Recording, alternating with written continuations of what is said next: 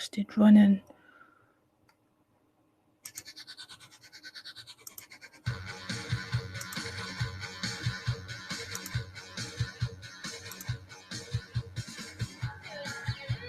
Jeez, oh. Okay, that still hasn't worked. So much for that theory. Never mind. Never mind.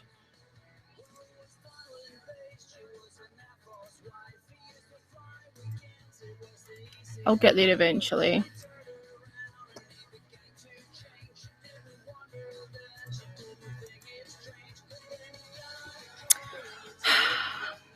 Custom RTMP to Twitch.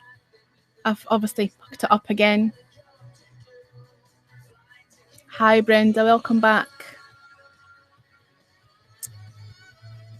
Is my... Oh yeah, it is. I thought for a second there was nothing coming through the mic. I'm obviously a silly sausage. A silly sausage. I've obviously done it wrong. Again. Never mind. My aged brain can't cope. How are we all doing? What's happening?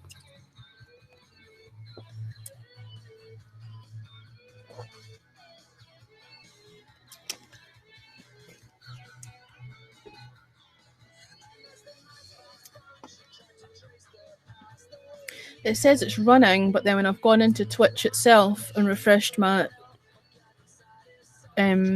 profile, it's not live. So I've obviously messed that up. I don't know how I've messed it up. That would be amazing, Pablo. I was speaking to someone, I've forgotten her name. I want to say Isabel, but that could be wrong. Someone who does social media, and she had said that you need the closest Twitch server to you, which in my case would be London, and that's the URL that you use, and then your stream key. And I've done both of those things, and obviously that's not... Obviously I've done it wrong, so if you could do some digging, that would be amazing. I knew it was too good to be true that I had figured it out. I mean, it's not... I mean, I could just find a second device and just stream it on, you know, separate. But I'm one of those people that wants to know how everything works. Thank you. I would appreciate that. How's your evening going anyway? Don't know what time it is there.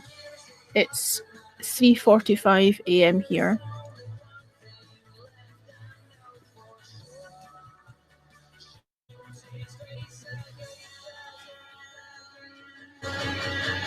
It's probably something really simple that I'm overlooking. It wouldn't be the first time. Is that music too loud? Or can you hear the mic okay?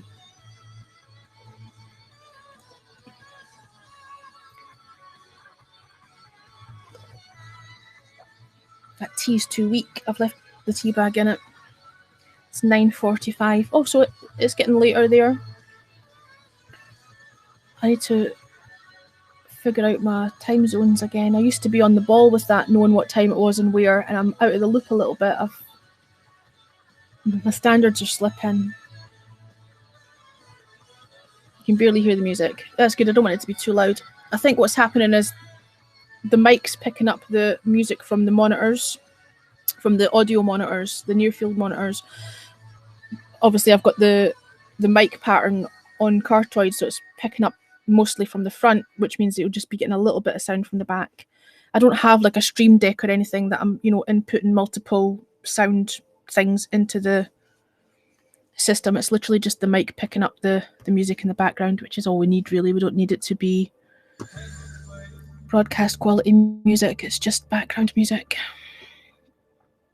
And if people hear something that they like, we can discuss what it is and who it's by and stuff like that.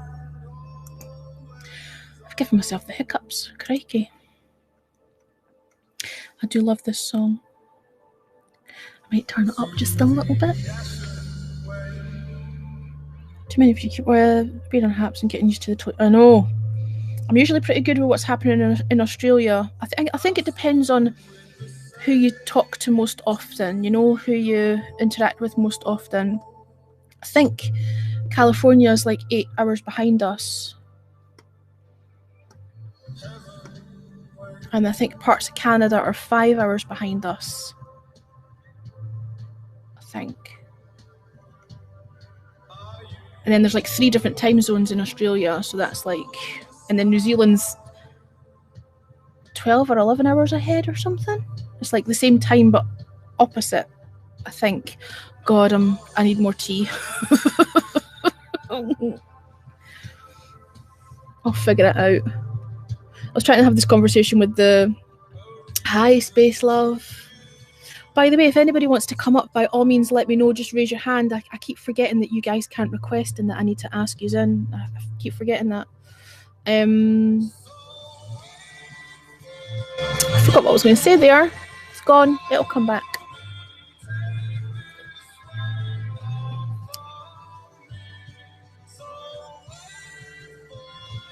Oh yeah, I was having this conversation with my radio people because they were talking about doing so my show goes out on a Thursday night at 8 o'clock UK time, but we were talking about doing a permanent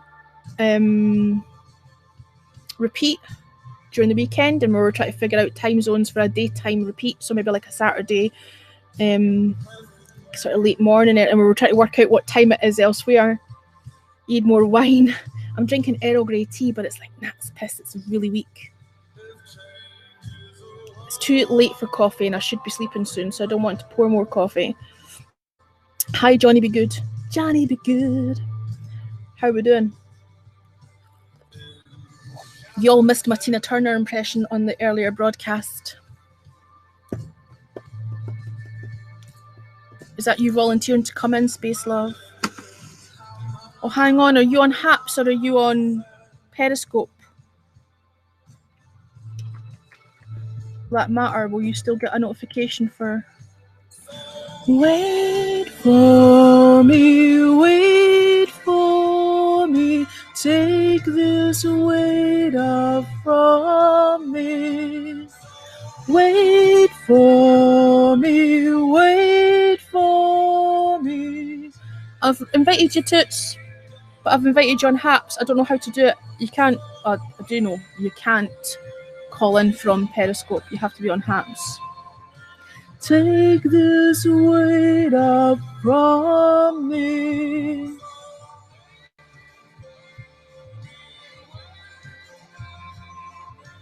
I was trying to figure out, has it gone out to everywhere else then? Is it just Twitch that it's not? I want to very quickly just check everything else. Yeah, it's gone out on Twitter. Has it gone out on Perry? It must have done because you guys are watching from Perry, right?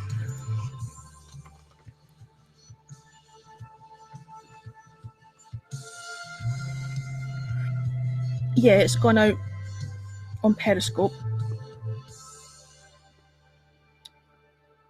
Although it looks really fuzzy and washed out on Periscope, which is weird. And Facebook on the Periscope page.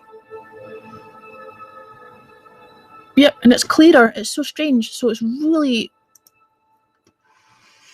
You're on Haps. I've invited you. You should have got an invite. I sent you an invite. You should have got one. It might be in your notifications on Haps. So when I'm looking at the broadcast studio on Haps, it looks like a crystal clear image. And when I'm looking at it on Facebook, it looks like a crystal clear image. And then when I'm looking at it on desktop Periscope, it looks fuzzy and blown out. Like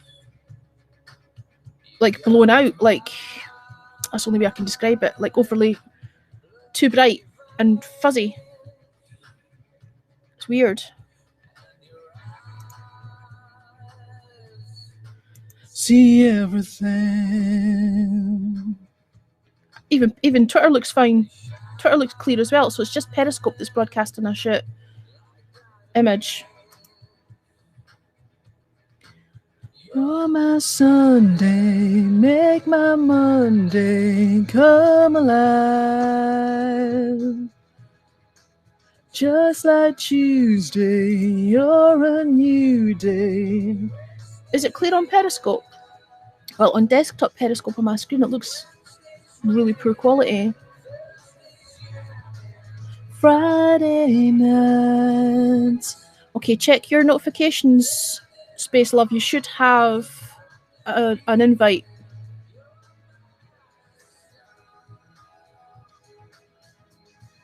Times I keep writing.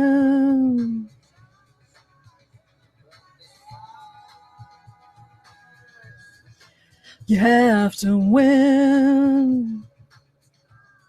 Does anybody know who this band are? Probably not. You love to sing. Have you on Haps on the laptop? The laptop isn't as clear. That's interesting. So the Periscope mobile app is clear. Make my Monday. Okay, so you should have had a notification that says you've been invited to my broadcast. You need to click on it, and then I'll ask you to go live. So essentially, it looks like you're starting your own live broadcast, but what you're actually doing is you're coming into my one. So it'll be the title of my broadcast. So it'll say, what is the title of this? Testing something, or still another test or something. That'll come up in your list of broadcasts. You want to go into that and go live, and then you'll come up on my screen. Hopefully.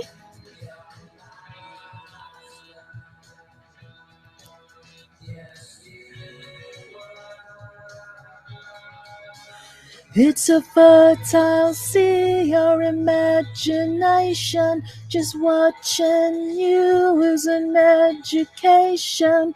It's in my mind is my fascination. It blows my mind, it sets my heart to racing.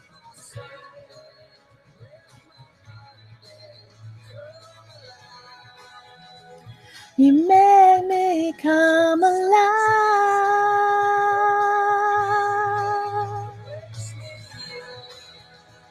You make me come alive.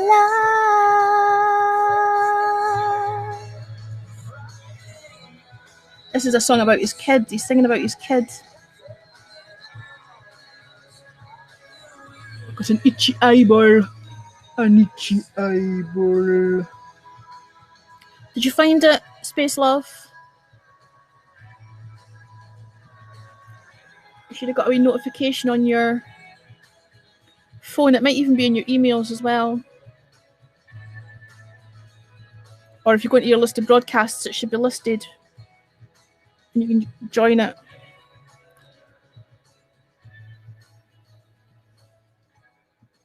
I don't know what song's coming on next. I've just got my liked songs on Randomify. So we don't know what we're getting next. I have no idea. It's like a mini lotto. I think I figured out the problem. I had screen expanded. When it isn't expanded, it's clearer. Interesting. Maybe to do with pixel sizes or something. Helen, yes, my lovely. What is it? Do I need to invite you again? Can you not find the invite? Do I need to uninvite you and re-invite you again?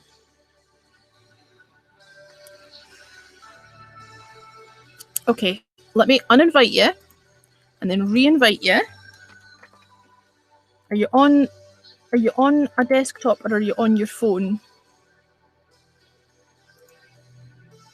I've re-invited you. You should have got a notification now. Click on it and it should bring you straight into the thing that'll tell you to go live. I promise you, once you've done it a couple of times, it's easy as pie. And weirdly, the desktop studio is more intuitive and easier to use than the mobile app. The mobile app does look more complicated. I promise you, it's easy. You should have got a notification. Just click on the notification. It'll ask you to come into this broadcast, and then it'll ask you to hit the go live, as if you're starting your own broadcast, but you go into the one that's named whatever my title. I keep saying scope. Whatever the title of the broadcast was, testing something. This train was so low.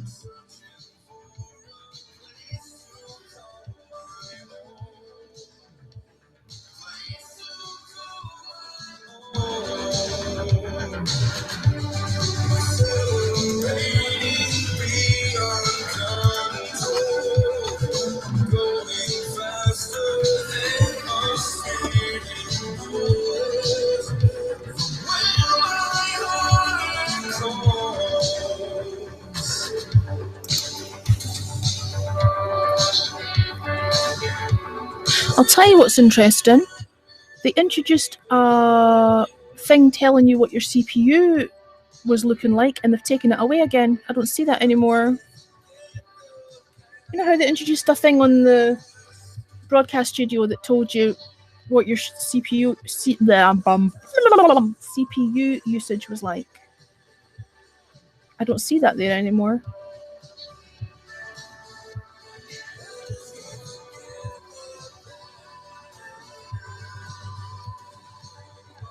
The song's so cheesy and dramatic.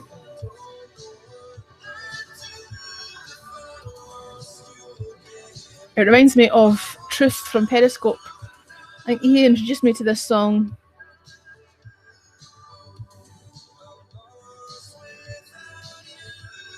Were they having problems with it? I didn't know that. Apparently my signal's really good.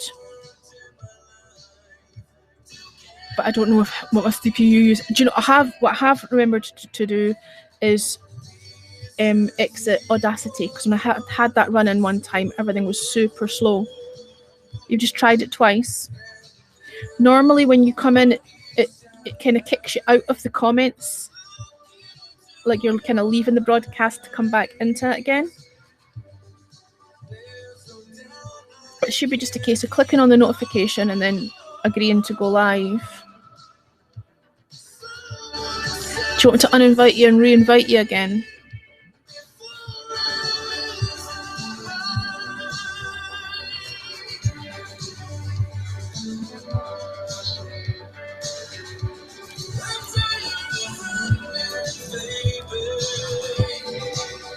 He sounds constipated, eh?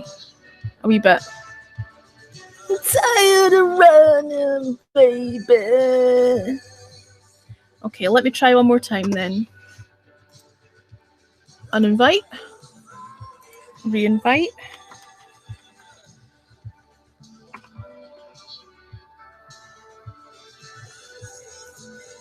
Right, you've been invited. Honestly, it doesn't. It honestly doesn't. We're just so used to Periscope. And Periscope has always been the most simplistic. It always has been the most simplistic layout. If you compare it to anything else, you know, Meet Me, Live Me, even Instagram Live, TikTok Live, Facebook Live, it's always been the most intuitive, best layout, best user experience, although sometimes it is glitchy, but the actual layout of it, Periscope has always been the best layout. And we're so used to that and the simplicity of it, but actually Happs has got so much potential. You can use it for so many other things, but we just need to get used to it. And I would highly suggest not using your phone, because it is more complicated on the phone.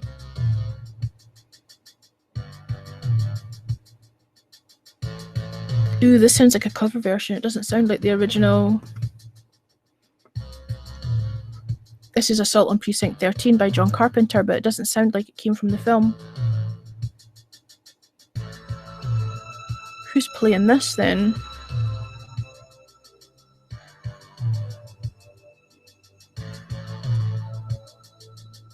It says John Carpenter, but that's not the original. I know for a fact that's not the original from the film. Someone else must be playing it for a compilation album or something. It is harder on the phone, and the two-screen thing, you know, the face goes here screen thing on the phone's complicated as well.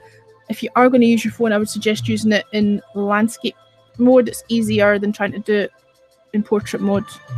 Portrait mode on the phone is really complicated, and I don't quite know why.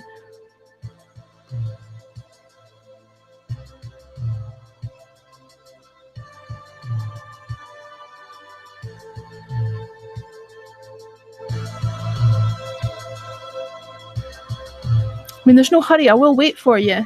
We'll figure it out. The invite will stay there until you figure out how to come in.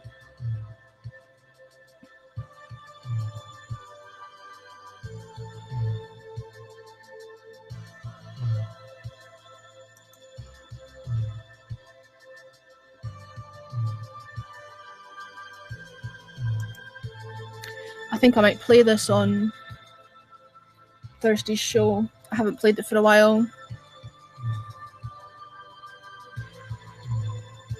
But I'll play the original.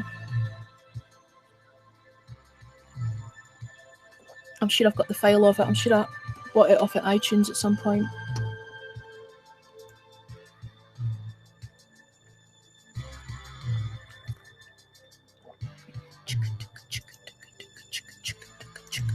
I want to check a theory here. I want to test something out.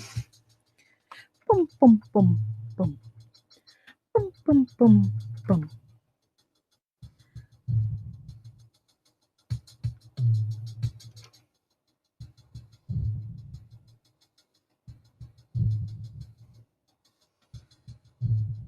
Interesting.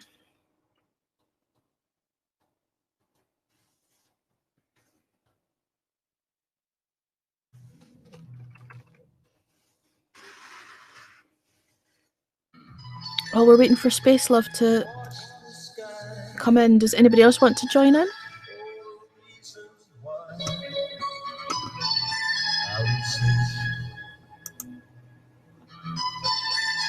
Sunday was Paul, Monday was no, Monday was no.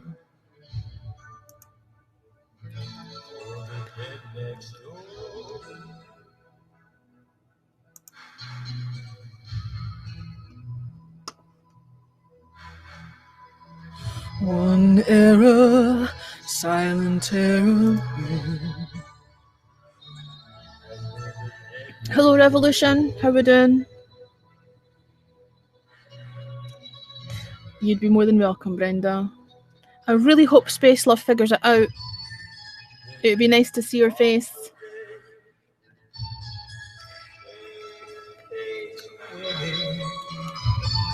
How are things in Chicago? What time is it over there? I just blew in from the Windy City. The Windy City is a mighty pretty. I'm good, man. It's late here, though. It's like just after 4 a.m. I'm on the T. I'm hardcore. Hi, Kenny TV. How are we doing? My chair keeps hitting against my bookshelf. I'm trying to not knock my bookshelf over. Oh, it's 10 p.m. It's still early.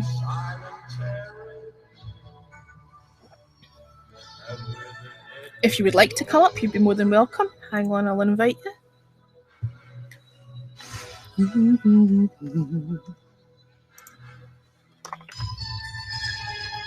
Animal land, darkness in command. I'm good, thanks. I'm starting to get a little bit tired, so it won't be a long one. It'll be a quickie. Oh my, it'll be a quickie. I was trying to test out the custom RTMP. Is it RTMP? Is that how you say it? To stream to Twitch, but I've obviously hooked it up. So what was that on my screen? Because there's no... That looked like there was like dust or a fly on my screen, but there's nothing in the room in front of me. That's weird. Hang on, I'll turn the music off. Hello. Hello. How are you? I'm good. It helps if I switch your camera on, though, doesn't it? I keep forgetting that there's another button that I need to press. Just a wee bit. Stupid twat. I got to tell you about the Windy City. So people think Chicago, is windy. It is windy. In fact, it's windy here quite a bit. But that's not why it's called the Windy City. What is it? Is it all the baked beans and the trail you leave behind once you've been eating them? Yeah, that's it. And it's the politicians. This comes from like the 1800s or something. The politicians were full of wind. They were always talking. So that's how it got to be the Windy City. That would not surprise me at all in the slightest, and nothing has changed ever since. I'm a little bit worried about Space Love. Sorry to interrupt you. The invite will sit there, Space Love. I won't uninvite you. If you figure out where the notification is or the invitation in your emails, and come in whenever you're ready, but I'll leave it sitting open until you figure it out, okay? You're not getting away with it. I will, every 10 minutes I will poke you and say, where the hell are you? Hello, new people coming Phil. in. These must be your people. Looks like there's some of them, yeah. So it sounds like you're giving out some good how to use HAPS advice, and I know it's super frustrating on the mobile devices for the folks that are coming over from watching me on Periscope. Yeah, it is a lot more complicated on the mobile than it is on the desktop for some reason. It's strange. Yeah, it's almost like it's not made for mobile, like the tiny little things to click on and stuff like that. It's like it's just a smaller version of their. It's funny you're saying that. Mark, the CEO, was in my previous broadcast and literally said that it wasn't designed for mobile because it was designed for journalists. The expectation was that they would use it on a desktop. So he pretty much said that. I think the mobile is almost like an afterthought, but I think they're trying to bring it up to scratch.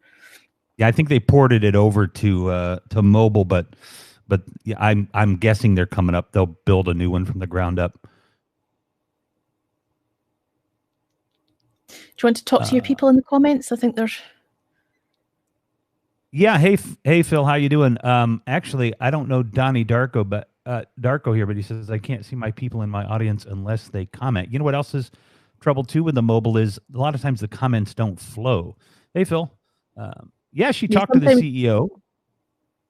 Yeah, he was in my earlier broadcast. He does float around. He comes into a lot. Yeah, he does. And which is actually one of the things that I love about the app is that the team genuinely seem to care about the people on the app and the progression of it. And we never had that on Periscope. Twitter just did not give a shit about Periscope. No, from day one. And in fact, Periscope was bought out by Twitter before Periscope launched. People don't actually, actually necessarily know that. So they never really supported it.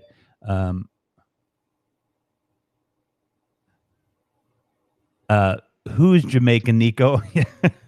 I think you might be a wee bit south.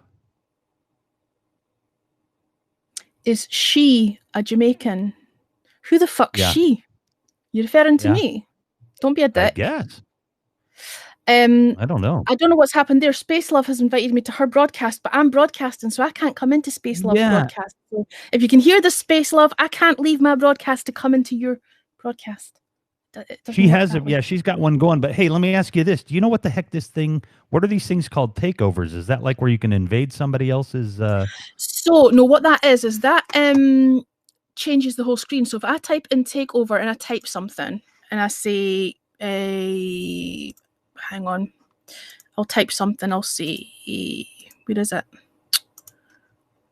Create new takeover, and then I'll go title, and I'll say blah blah blah, and then I'll type something underneath that like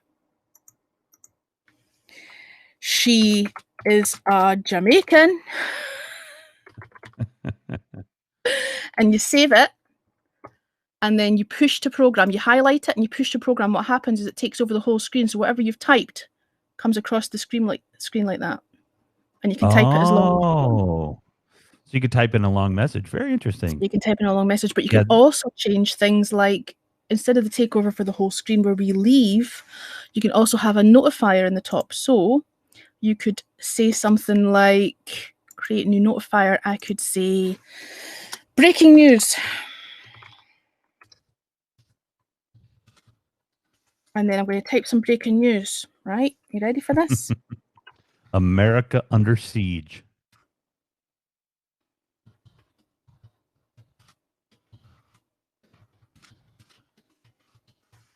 I've typed my breaking news. I'm going to save it. And then I'm going to highlight it and I'm going to push the program and it should come across, but it'll only come across once. Breaking news. Fat lass eats biscuits with a cup of tea. Let me see those biscuits. They're not very exciting. Yeah. Right, hang on. They're apple and fruit. Ooh. What are you doing up at 4 a.m? That's a great question. I wish I knew the answer to that. I'm going to be mighty pissed. Trying to not munchy crunch into the microphone. No problem. I'm going to be mighty pissed if I'm up at 4 a.m. because every time, because I do my my little program from 10 Eastern to midnight, and last night the guys that I was chatting with, I mean, they had me up. I was on for 3.5 hours instead of 2. And it takes me a couple hours to wind down before I go to bed, you know? Definitely. So it's like 2:30, 3 o'clock in the morning when I was going to sleep. Yeah. Now I've got this weird thing going on at the moment where it feels like I'm almost on night shift and I don't quite know why. I can't get back into a normal pattern. But you had invited me into your broadcast a few days ago and it was stupid o'clock in the morning. And of course, I'm dressed now, but when you had invited me in, I was sitting in my jammies with my bra off like I wasn't coming into anybody's broadcast at 4 o'clock in the morning. Oh, my goodness. So your name is Phil, but you're AKA Revolution McInnes. No, Phil is Phil the Thrill there. He's got several handles actually, but I'm Revolution McInnes. And McInnes is an Irish name. It's MACINNES. It's actually Scottish. Is it? Yeah. Don't know any McInnes. You know. Yeah, it's the same difference. We're all the same. Exactly. On the genetic level, there's literally no difference from an Englishman, an Irishman, or a Scotsman. None. Like you can't tell them apart. But you know, they've been intermingling through wars and takeovers for centuries. Well, I've got someone's asking if I'm Irish. I'm not, but I do have typical Irish colour, and you know, the pasty pale skin and the blue eyes and the dark hair is kind of Irish. And my mum's family were all Donohues and McKennas. They're all Irish, so partially. But I don't talk like that, like I come from the south of Ireland. Will you have a cup of tea, father? Ah, go on. Go on, go on. You will, you will, you will. It's like doing a southern accent for an American. Now my mouth's full, sorry. Take over for a minute. It is all in the UK. It is all in the UK, and you're all part Jamaican. Hey, Kenny TV, what's up, buddy? I'd have to ask my wife, but I'm definitely interested in marrying an Irish woman because then I can get citizenship. Yeah. Same way with Scotland. No, we're kind of fucked because we are part of the UK. And we just Brexited, didn't we? And Scotland didn't want to. Scotland wanted to stay in the EU. And, you know, we've been kind of, you know, dragged out against our will. So, God, this is cheerful. I'm liking and unliking the wrong comments. I'm sorry, guys. I'm just not with it at all. I didn't mean to laugh at Phil's comment. I was laughing at the one above it. So, you know, maybe in a couple of years' time, we'll be in independent Scotland. We can hope, maybe.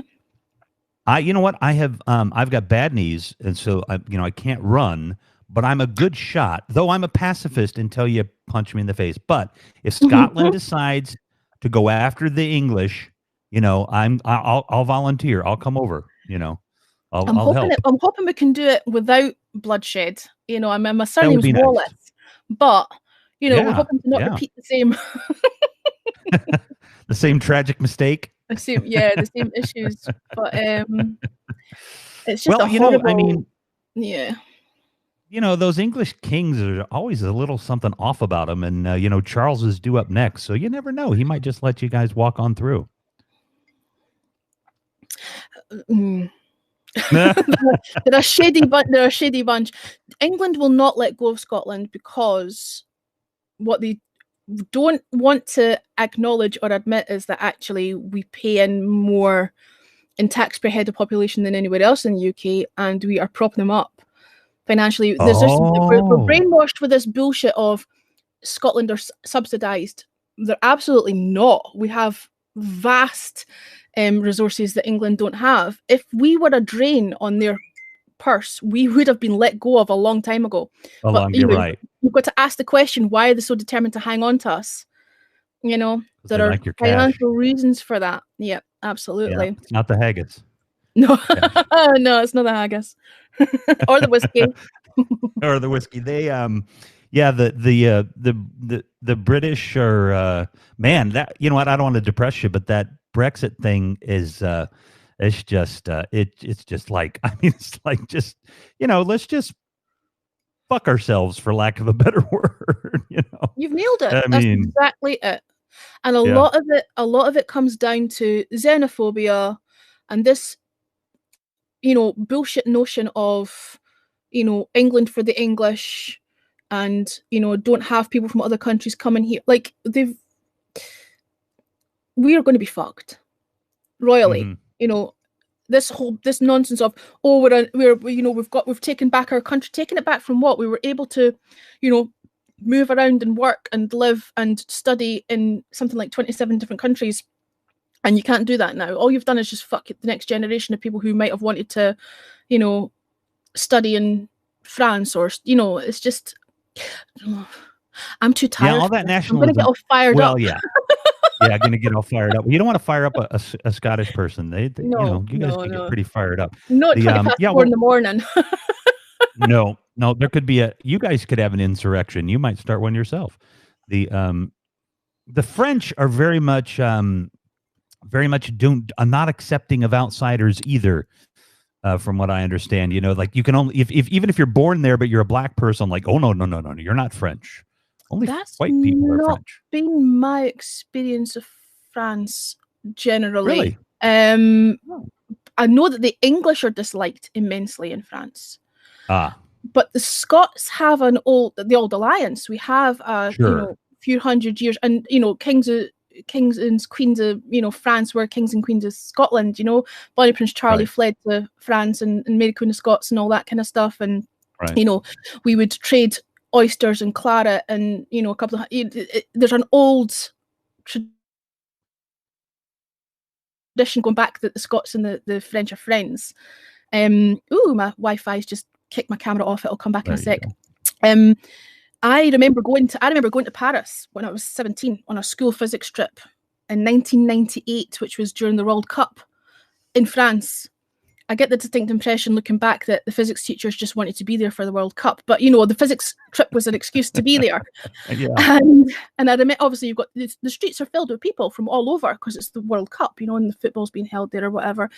And I distinctly remember nobody wanted to talk to us until we went out one day with, like, Scotland tops on, and it was like, Écossais, and they were hugging you in the street. They thought we were English. They didn't want to talk to us because they thought we were English. And then when they realised we were Scottish, we were embraced, literally embraced in the street. So any English people listening, I'm sorry, but the world views you as a bunch of cunts. Yeah, you know, I really feel like impaired, because the English use the C word like I use the word and in America that is like no. But you know what? No. Because it's no, I tend to possibly maybe use it even more. Well, if I'm technically talking to you in Scotland, that still doesn't mean I can get away with it. If people don't like it, my philosophy is, if people don't like it, they don't have to be in the room. They can fuck off. Like, that's always been my you know, it's just a word. Well, I mean, I'm much more. I'm sorry I'm going to go off on a wee tangent here. Shall we go? Helen's going to go off on a rant. The times that I've been corrected on Periscope for my use of language.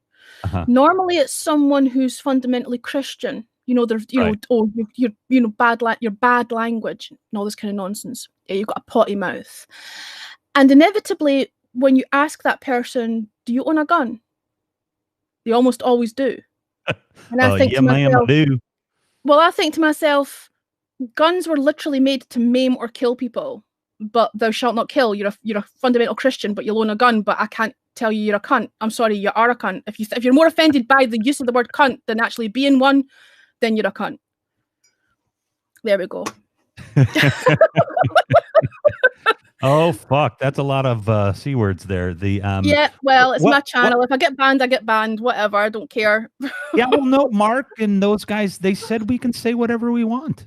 We were free to say whatever I we specifically asked the question, am I allowed to swear because it does get sweary? And he was like, I said, is it against the community guidelines? And he said, nope. And I'm like, fine, green Yep. flag.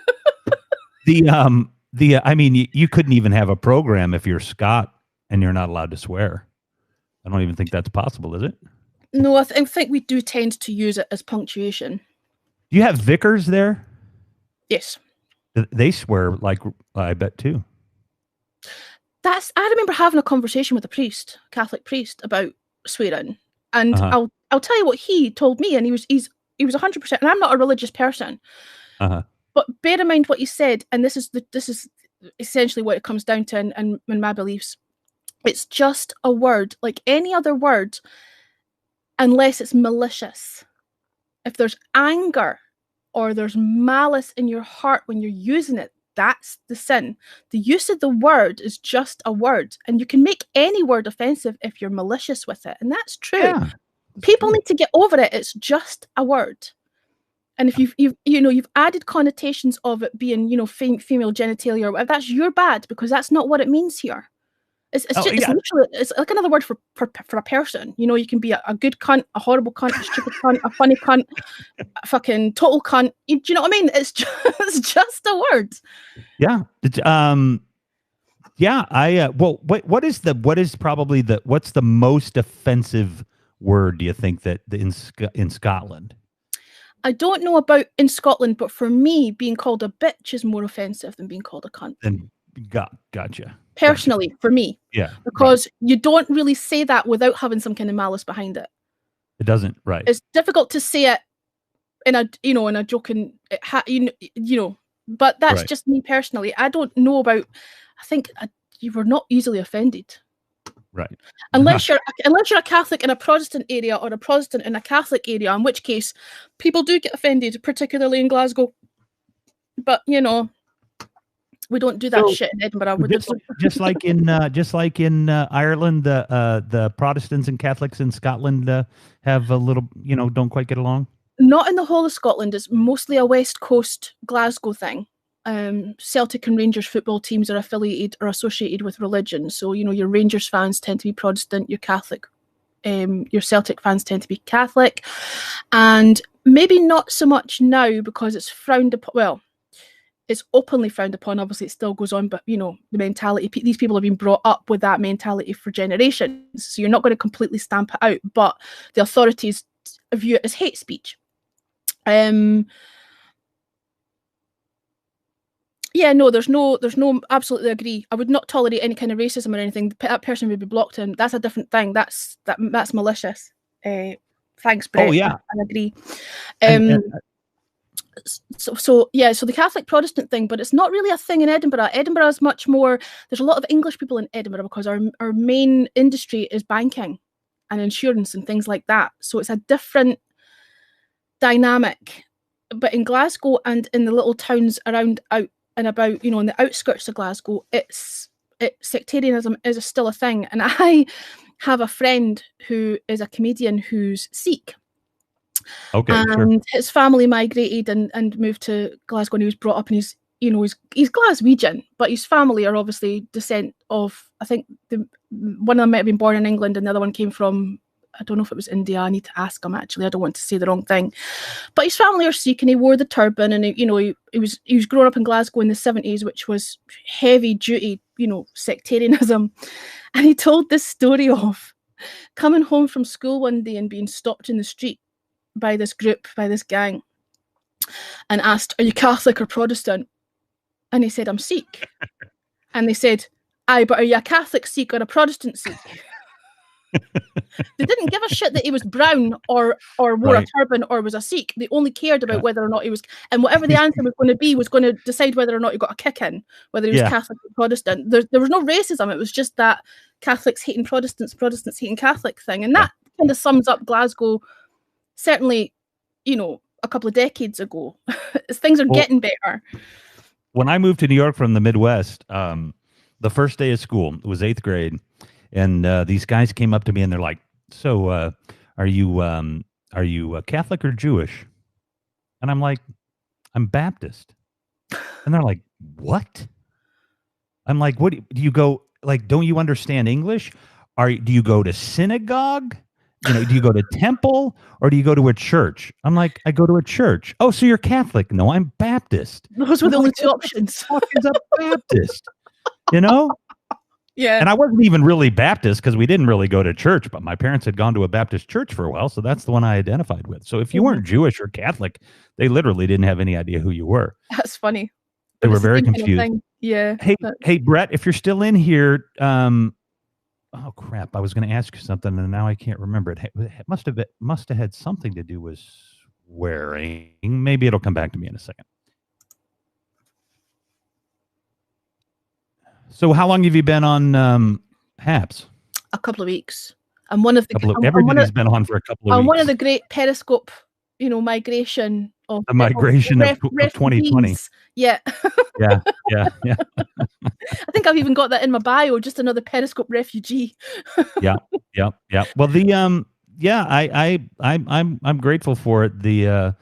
It's a lot of fun and it's a nice community. And one of the big things that I liked about Periscope was the sense of community that we had. Mm-hmm. And I was really worried that, there's no sense of community. Like, I mean, I suppose you can get a good Twitch following or whatever, but the thing with Periscope is because of its connection with Twitter, you could always find new viewers, right? But in a closed loop in some of these other systems that they have, you're in a closed loop. You don't have new people getting drawn to you like you could in Periscope. So even though at this point, Haps doesn't have a good way to show people that aren't like the top dogs, to kind of let other people see other people. Most of the people you're going to see are the people that have got the little badge. Yeah. Although there is a trending, when you go to, and it's not always badge holders that are on that, when you go into the feed, and then you click on the trending part, from what I can see, it shows you everybody who's live at that time, okay. Regardless of whether or not, if you go to the Discover tab, it's just the badged people, and I think it's in chronological order of when they most recently broadcast. But if you go to trending, if you go to feed and then trending, it shows everybody that's live. And that's how I've been, jumping into random people scopes that are new or, that haven't, hi RJ, that haven't sort of shown up on the radar before. So that you can discover new people, but I know what you're saying.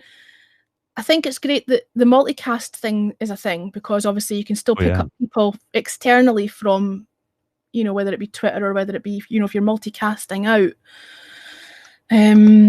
Periscope had a lot of good points, and I feel like it's really easy to knock Periscope because I don't know what your personal experience was, but for me in the last couple of years, the trolling situation was pretty heavy duty. Perfect. That reminds me what I want to ask Peter. Keep going, but no, go on while you remember. Yeah, Brett. So, and Helen, you may know this too because you've been around a little longer than me. We don't have any way to block anybody, right? If we get a troll on here, we don't have a way. We can. I don't know if we can block directly from the comments, and we can't block. We can block people who are on Haps, but we can't block from if someone's coming in. The comments are coming in from Periscope. See if we see comments from, like, some of the people in here aren't actually in Haps. They're in. Right. I've gone to Periscope and blocked somebody. Yeah, that's what you have to do. Yeah, because you can't block them from here. Right. But you can block people on Haps. Oh, we can. You can. I don't know if you can do it from the comments, you might have to. I think you can. Though, hang on, I'm just going to test this theory out. If I click on RJ, for example, yeah, you can. You click on the profile of the person, and then you've got two tabs. You've got subscribed or block user, and you just hit the block. You can do it from the comments. Yep. Yeah, I just said the same thing, RJ. Did you want to come in, by the way? Or did anybody else want to come in? I keep forgetting that people can't request to call in. Oh, yeah. I'm used to people requesting to call in, and I keep forgetting that you've got to actually physically invite them. Yeah, we said the same thing at the same time. So, yes, but you can't block people from other platforms that are commenting. You know what else is fun about Periscope? About this is that, like, you had me like jump in and host for you or whatever. Like, but like I can come in and give somebody director control, and I'm just like, I got to go to the bathroom. I got to get a drink. It's great. Yeah. You know what I mean? Yeah. Like, I really like that a lot. On iOS, you can now block directly from a comment. Hey, Brett, we were talking about that hey, Big Z, you gave her a high five award. Way to go, buddy. Oh, thank you. We were talking about the mobile app not being probably some kind of ported over version of the desktop. Is the new mobile app going to be built from the ground up, more or less? Does Brett want to come in and have a face-to-face chinwag? There you go. We already had the CEO in earlier, so we've already been graced by Hap's presence. Maybe Brett would like to come in. Well, my problem is every time Mark Goldman comes in, I'm like on a fucking rant about some motherfucking Trump supporter or something. You know what I mean? I invite him to come. in. He's like, well, I'm busy right now, but I'll try to come in next time. Maybe. I think he actually quite likes that. I think he's the kind of person who likes passion. I can see that. Like, yeah. That's good. I'm going to invite Brett, and I took an instant liking. I hate. I sound like I'm blowing smoke up the guy's arse, but I took an instant liking to Mark. I just got you just get vibes from people. Yeah. And got a really nice vibe from him. Yeah. I looked at his Twitter feed. He's kind of liberal. So I haven't even looked at his Twitter feed. Yeah. I'm just going off of how he's interacted with me on here. Yeah. And he just seems like, you just get a nice vibe from him. Well, and the CEO, Grant, this is in beta mode or something, but they've got to have some serious funding just to put something up like this. So but that's the thing though, he doesn't go around saying I'm the CEO. No, exactly. I didn't even know he was from Haps the first time he came in. He came in to help me, how to let someone call in. And then the penny clicked, actually he's from Haps. And I still hadn't clicked he was the boss man. Right. Do you know what I mean? He's still down to earth. I've never been on a platform. I've called at Jack on Twitter the C word a few times, but I've never had a CEO of any platform that I was ever on come in and say hi to me. No, I think that's the thing that I wasn't sure where I was going to find my home, and I was actually contemplating Twitch. Because I've already got a Twitch account, and although I haven't built up a following there, I had actually already thought about migrating when all the trolling was happening. And I came in here to try it out because people were mentioning it, and the interaction from the team and the fact that they care is the thing that will probably keep me here. Yeah. Do you mean the viewing experience on the mobile app? It shares a lot with the website. Now, you're right. We do plan to improve it over time. The broadcasting experience is fully designed for mobile, though. All right, interesting. No worries, Brett. That's fine. Yeah. I just think that the team, it seems they seem genuinely interested. I mean, some of the things that the Periscope, I keep saying this, but I'm going to keep saying it.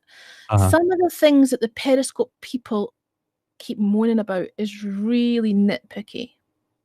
I'm watching the comments in some of the Q&As, and I'm just like, that's really nitpicky. You obviously want Periscope version 2.0. And that's not what Haps is. Like, you're going to have to either get with the change and, get used to the change, or use Twitter Live. Oh, but they're so patient. Like, I would have told a few people to off by now. The bugger off. That's a good one. they're so patient and they'll answer every question. And Right. it must be frustrating asking the same question, answering the same questions over and over and over again as well. And Brett is our actual, like, I clicked on Brett's He's the profile. mobile person. Lead mobile developer. Yeah. Yep. So if I have any mobile questions, I've got the guy. So Yep, it's his that's- remit. yeah, Yep. that is absolutely awesome. What I also didn't realize, fully realize even until now, is that because I actually turned on my Periscope. So when I come into the live studio, I'm running 2 Facebooks, Periscope, and I'm on Haps. So Mhm. even when you're just a quote unquote guest, you can go out onto all your platforms too. Yep. And you can switch that off as well, but yeah, it's going out to everybody if you've got it enabled. Yeah, that's me. really cool. It That's is. really cool. I And agree. it's free, compared to buying like Restream.io or something where you can do the RMPTHG, whatever that nonsense is, and program other things. That's what I beyond was trying to test out. I was trying to get it to stream out to Twitch, and I thought I had set it up, but evidently not because I'm not live on Twitch. So Yeah. And I think the RM, whatever that's called, I don't think that's actually active. I think I heard in one of the Q&As. no, someone told me that or a couple of people have told me that they already are able to and have broadcast out to Twitch. So it is possible using custom RTMP. And I thought I'd set it up and, clearly got it wrong. And then I spoke to another woman on here and I forget her name. I think it's Isabel something, who specializes, that's her thing. She's a streamer. She's not from Haps, but she specializes in social media. And she said, you need to find the server that's closest to you, the closest Twitch server, which in my case is London. So I went online, Googled that, found it. That was supposed to be the URL that I input. Then I've got my stream key from Twitch. So I thought I'd set it all up. Evidently not, because it hasn't gone out, and I've refreshed my Twitch and it's not live. So I don't know what I've done, but I've not done it right. Well, you'll get it. You'll get it. I'll get it. See, Matt is here. Big Z is here. Yeah. Hello, cheap seats. Do you guys call it the cheap seats as well? I think that was a phrase that was coined in my Periscope broadcasts. Good one. I was calling it the peanut gallery, and I felt a little like that was a little condescending, but the cheap seats is good. I like that. Hello, cheap seats. I can't claim credit for the cheap seats. It was a guy in my scopes called Scottish Chris who used to come into my scopes, and he coined the phrase cheap seats, and then it sort of made its way all around Periscope as the thing it was called. Let's say. Yeah. So I'm not claiming credit for it, but it was from my scopes. Got it. I like that. Yeah, let's hear from the cheap seats. Anybody in the cheap seats want to say anything? Yeah, come on, talk to us. Helen and I have got big enough egos. We can talk all night, but you guys should join in. I shouldn't speak for Helen, but I mean, anybody with a big ass honking microphone like mine, you know what I mean? Yeah, we're serious. Hey, thank you very much for the award. That's lovely. Bernadette's I always from forget Chicago. about that. I always forget because you're not in the mindset of Periscope. Never had, Twitch does, but Periscope never had the what's the word I'm looking for? It'll come to me. It wasn't part of the culture to tip. It wasn't part of the culture to tip. Yeah. Super Hearts were a thing, but it was half-arsed. Some people could claim them, some people couldn't. Some people got them taken from them, under some false nonsense about having their account suspended and all that bollocks, right? So it was never really, it was always sort of frowned upon, but it's a different mindset here. They've got that, it's already kind of like that's a thing, whereas I think giving people free coins, it helps facilitate that as well. But it was never part of the culture on Periscope. Twitch, it is on Twitch, and it seems to be here as well, which is lovely. So I always forget. So thank you to anybody who sent an award. I'm sorry if I didn't acknowledge it at the time. I have to get better at doing that. I think it's really cool. And I actually bought $5 worth of coins. They give free coins, but I'm like, you know what? Like, people are giving, I've got like $35 worth of coins or something. You know what I mean? I've got like 14,000 views, whatever. And I'm like, I'm just going to give that back to other streamers or whatever. Like, that's really kind of nice that that's available. Oh, you got an Appreciate You award too from Brett. I appreciate you, Brett. That's really cool. So I'm like, you know what? Just share it back out, and it's just fun. And also there's I noticed that like a lot of the Haps team does it, and some of the people that have been around for a while, they will, like I said, hello from Chicago. Mhm. I don't usually use that thing. I just jump into the room, but I notice that's kind of like the culture here is to say hello from where you are when you enter the room, which is Yep. a neat. I think that's a neat little thing too. Hi, New Zealand. I think the thing as well, though, that sometimes takes me by, kind of the whole hello from such and such is a great idea, but you'll get towns that have the same name in different places. So you'll get hello from such and such, and you're not quite sure where that is. It might have an unusual name, and you don't want to get it wrong. It would be really good if they could just add on, like, say, for example, if it said Edinburgh, UK, or because I know there's an Edinburgh in the States as well. Like, it would be good if they just added that little bit on, or like Auckland. Obviously, Auckland, there's not very many of those. But say, for example, there's like, I'm trying to think of the name of a town that's common. In America, there are more Springfields. So there are 50 states, but there are like 60 Springfields. So some states have more than one Springfield. Okay, but even if they had Springfield and then the state, right, that would be helpful, because we don't always know which Paris, town, or even, Paris, Texas. or even where the town is. Do you know what I mean? Like, some of us aren't as good with geography as others. If you get what I mean? Yeah, I get that too. There's a Paris, Texas. No, I always assume they're from Paris, Texas first. I always assume they're from Paris, France. Yeah. But I actually do too, but I was trying to be funny. All right, okay, sorry. It's 4:45 a.m. I missed that. We were going to get along though, because that was sarcastic, and I like that. I've got a sarcastic. Good. Zealandia, the newest continent underwater. Quake Girl, holy cow! I haven't seen you forever. What's going on, Quake Girl? Like Quake Girl, New Zealand. She's like famous. Girl, my name is Big Dick. You want some big dick? Anybody who calls themselves Big Dick has got a micro penis. And probably some dusty spunk as well. When you're actually, when you're actually tossing it, it's like dust. Dusty spunk. Dusty spunk. See, this is why you have to know Scottish people, because they know how to like insult in the most charming and funny, cute ways. Like, they will cut you to the quick, but you'll think they're just having fun with you. Yeah. Correct. Would you call that dusty spunk? I got to remember that one. Yeah.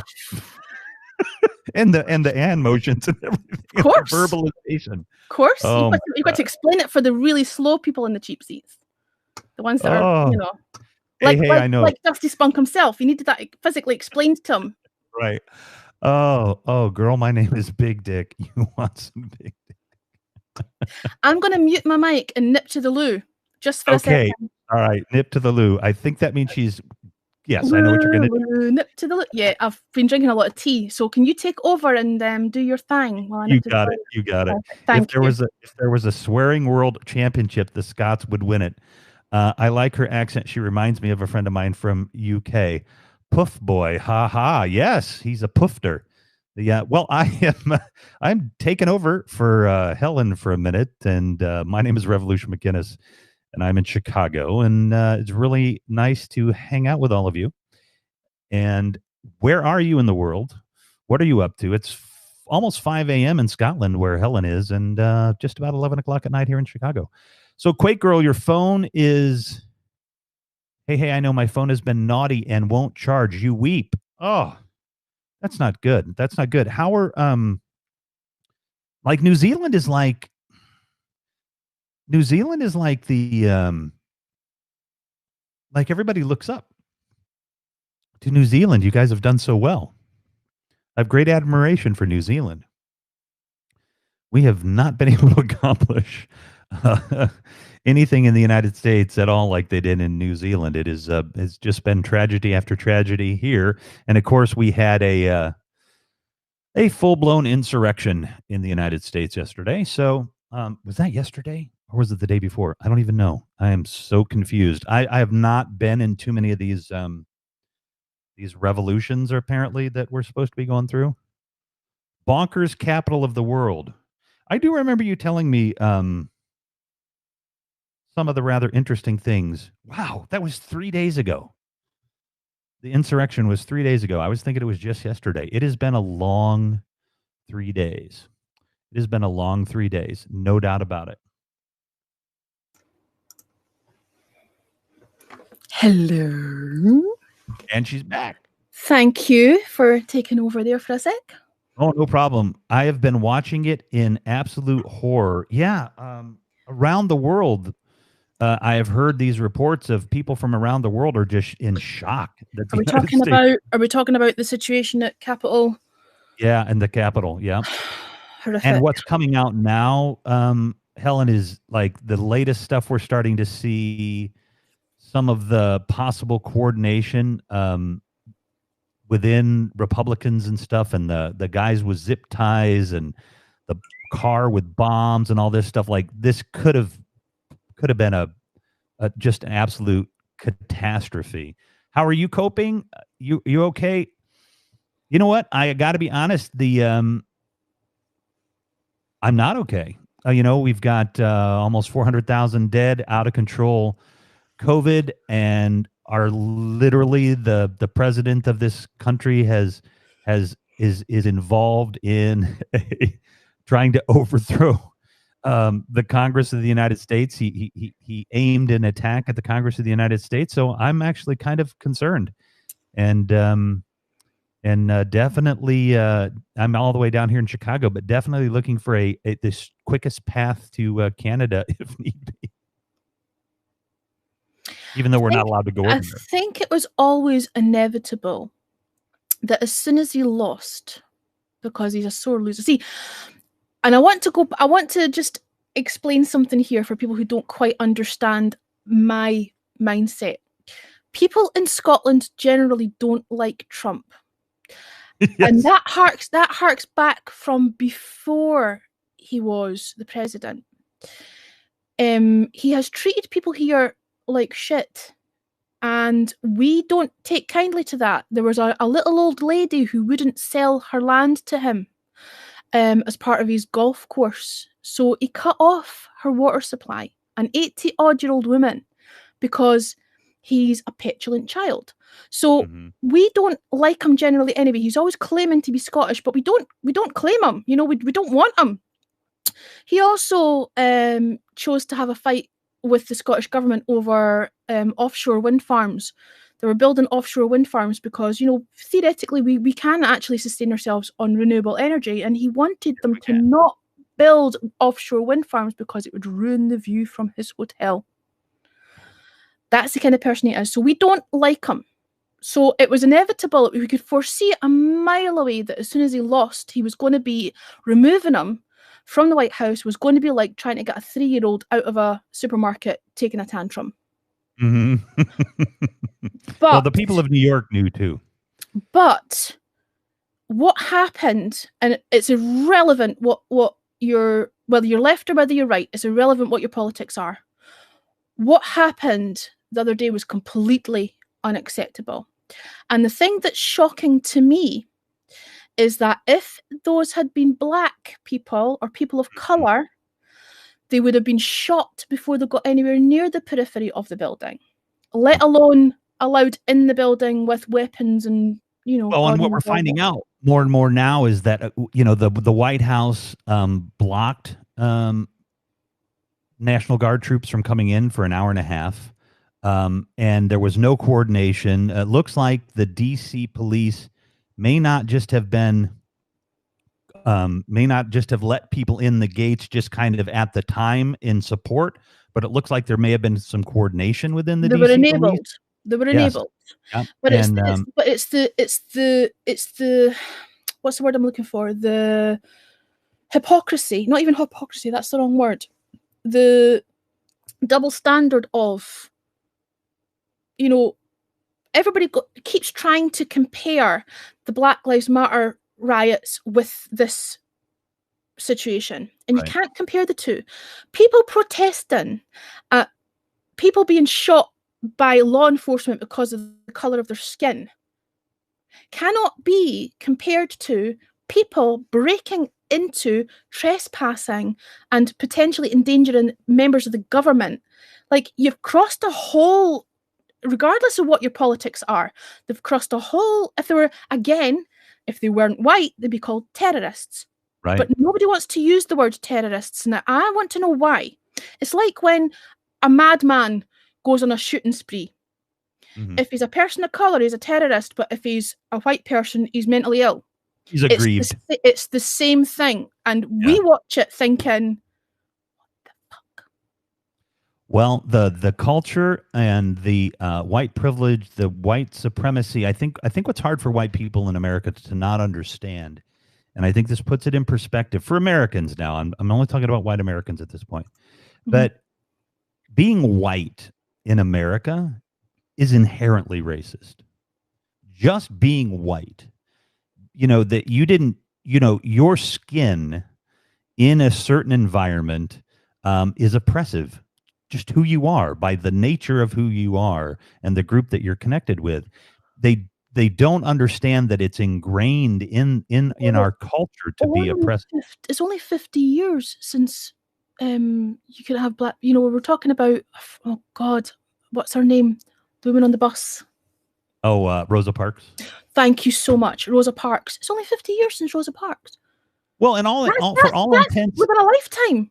Right. For all intents and purposes, black people have only been able to vote in the United States since 1965. Now, technically they could, but they had all of these tests and stuff, they would stop people from being able to vote and everything. So it's, I was born in 66. So 55 years ago, black people could actually start to vote. And here in the United States, we stop black people from voting all the time. Like in these southern states, they find ways to stop black voter registration. They find ways to kick blacks off the voter rolls. It's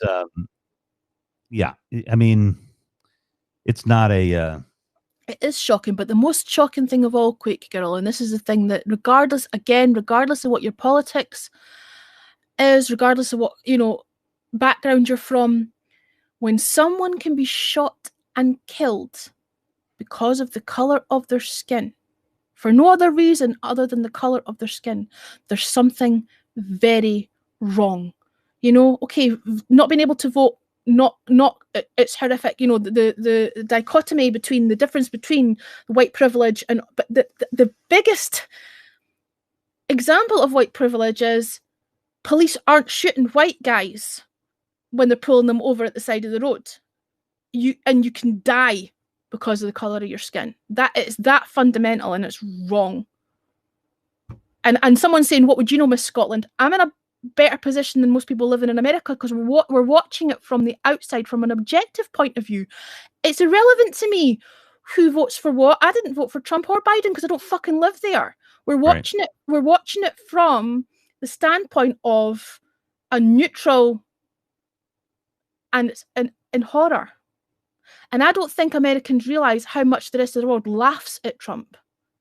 I don't think you realize how ridiculous we view the whole situation. It's not ridiculous. It's not seen as ridiculous now because it's seen as scary that this things happened. It switched from being, this guy's a fucking clown, to this is scary. Yeah. Hey, Brett, the Timothy McVeigh blew up the Alfred R. Murrow building, I believe is the name, federal building and he was described as a domestic terrorist. There is no domestic, they won't call the domestic terrorist a domestic terrorist, a white guy domestic terrorist in this country.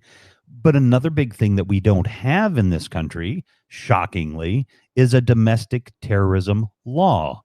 You can be we have a terrorism law. Mm-hmm. You can be arrested for terrorism, but if that means you're going to be brown skinned, that doesn't mean, you're not going to be white skinned. You're going to be a foreigner.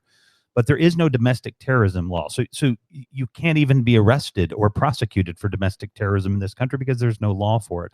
And again, that just shows you the privilege. Even the domestic terrorists in the United States have more privilege than some people. So yeah, it's we're getting there slowly. I mean, if you've ever seen my profile, socialism is far too conservative for me. But I think that we're slowly, people are starting to slowly wake up a little bit in the country, I think. See, I would consider myself as a socialist, but I think Americans have a very different idea of what socialism is. They almost seem to equate it with communism. And that's not what socialism is. That's because the right and yeah, There's conservatives a and stuff there's a make the real association. there's a real misunderstanding about what socialism actually is, Right. and you know, the wanting of the distribution of wealth to be more evenly distributed amongst the population. Essentially, that's what it is. I do not believe that 1% of the population should own 85% of the wealth. I think it's disgusting, and I think that I was having this conversation with someone the other day.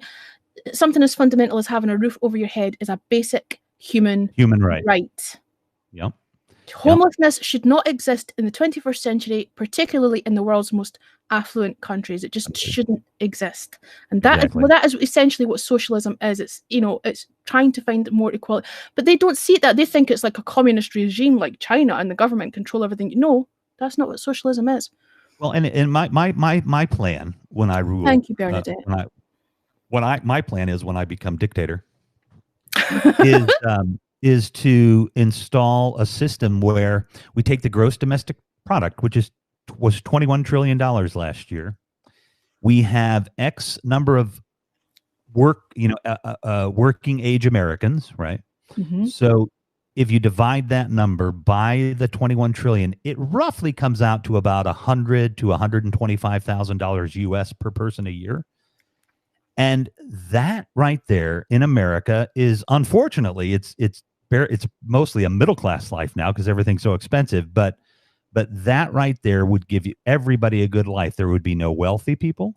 There would be no poor people. There would just be people that have just about every goddamn thing they need. You know what I mean? And that's what I'm about. You know, love and just spread that wealth out. You know, just shake the oligarchs down, tax them at 98%. Well, this is the thing. You just preempted what I was about to say. I'm sick of hearing there's no money tree. There's no magic money tree. Yeah, these cunts need to pay their tax. Yeah. If they were paying their tax, there would be enough money. If they just paid a decent amount of tax. Yeah, but they're not even paying. But they're not even paying what they're supposed. They're not even paying the bare minimum tax. They're finding legal ways to evade it. And the thing is I know that to generally to be a billionaire, obviously it takes some luck, but it also takes an eccentric kind of person. Name me a billionaire that doesn't do something odd. Like Elon Musk now is selling all of his personal possessions or whatever to show that he's serious about going to Mars. These guys are all a little odd. But most of these, he's an oddity. Most of these people, they haven't worked for that wealth. They've inherited it. It's inherited wealth. There's a lot of inherited wealth. They haven't actually, and having a couple of million or having a few million in the bank, I'm sorry, that's not one of the one. I'm talking the 1% elite that own 85% of the world's wealth. Having a few million in the bank, because we can't, you know, imagine having a few million in the bank. That to us is a big deal, right? But that's not, they might have worked really hard and they've earned that, whatever. I'm talking about the ones at the very elite. Yeah. You know, the 1%. Again, I think that's misunderstood when you're saying the 1%. People are thinking, oh well, it's, you know, some celebrity that's got sort of 4 or 5 million in the bank. That's not what I'm talking about. Right. Okay, they're much more wealthy than us, but I'm talking about the ones at the very top. Yeah. You know, and there is no trickle down effect. It doesn't exist. It doesn't. And I mean the whatever, we have 650 roughly billionaires in America now, and they have earned over the just the period of COVID an additional $1 trillion between them. $1 trillion. That and is like sleeping in tents because they can't afford to. Exactly. There are 30 or 40 million Americans that are basically on the verge of starving right now. You have an amount of money. $1 billion is a lot, but $1 trillion is a fuck ton. It is like it's incomprehensible. Yes, really, it's incomprehensible how much $1 trillion is. Yeah. This is not correct, but like, you know, something like $10, you know, stacked up as whatever. $1 billion is like, let's say 3 stories up, but $1 trillion is like to the fucking moon or something. You know what I mean? It's like, you can't even comprehend the number.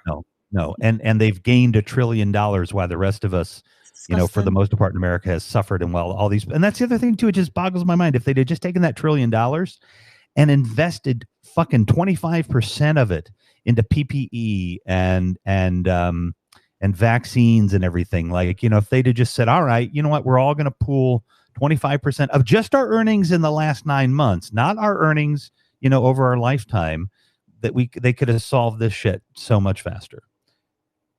But the other thing that most people, actually, not just me, but most people around the world can't get their head around is this resistance that the Americans have to having a social health care system. We can't, every other country has, we've had the NHS since just after the Second World War. And we can't understand this desire to, obviously we have, you can go private healthcare as well. You can pay for, if you got the money, if you've got the money. But people don't seem to understand how it works. You pay your tax, it all goes in a big pot, and everybody has access to healthcare when they need it. And that is, it's that straightforward and it's that simple. And okay, it has been mismanaged at times, it has been plundered, it has been underfunded, but nobody is being made bankrupt because they can't afford a medical bill here. It just doesn't happen. And it doesn't happen anywhere else in the world either. Yeah, and essentially that's socialism in action. Okay, we all put in collectively, and everybody gets access to universal. We do it. We do socialism. We have police departments. We have fire departments. We have water departments. We have electric departments from the city. That's not taken on board. That's what socialism is, because people in America, and not all of them, I always have to say #, not all Americans, but there's this equation. There's this equation with communism. But you're right. You do have a fire service and a police department, and those are all examples of pure socialism. Yeah. And but healthcare. The bottom line is money. It's about profit. And I think that every doctor, every nurse, every nurse's assistant, every person that cleans the room in the hospital or whatever, I think all of them should be well paid. And but nobody else needs to profit off of healthcare. Pay the medical people a lot of money. They went to school. They work hard. That's fine. But nobody else should profit over it. And America is built on capitalism and profit. America is built on individualism and greed. Capitalism is just a form of feudalism, and feudalism was designed to keep one group in power. Well, that's what capitalism is designed to do as well. At the 1% of the 1% that you were mentioning. Yep. FDR instituted many socialist programs in the 1930s, like Social Security, that Americans still enjoy. It's just been a lot of political propaganda that has changed perceptions of what it is. Well, and for God's sakes, if with control of the House and the Senate and the White House, Biden is pretty centrist, but like they could do a public works program. We could put millions of Americans to work fixing our bridges and our roads. And, if we sunk $1 trillion into just creating jobs for Americans, it would be a good thing. It's funny because what you're saying there actually is very similar to what my political hero used to say.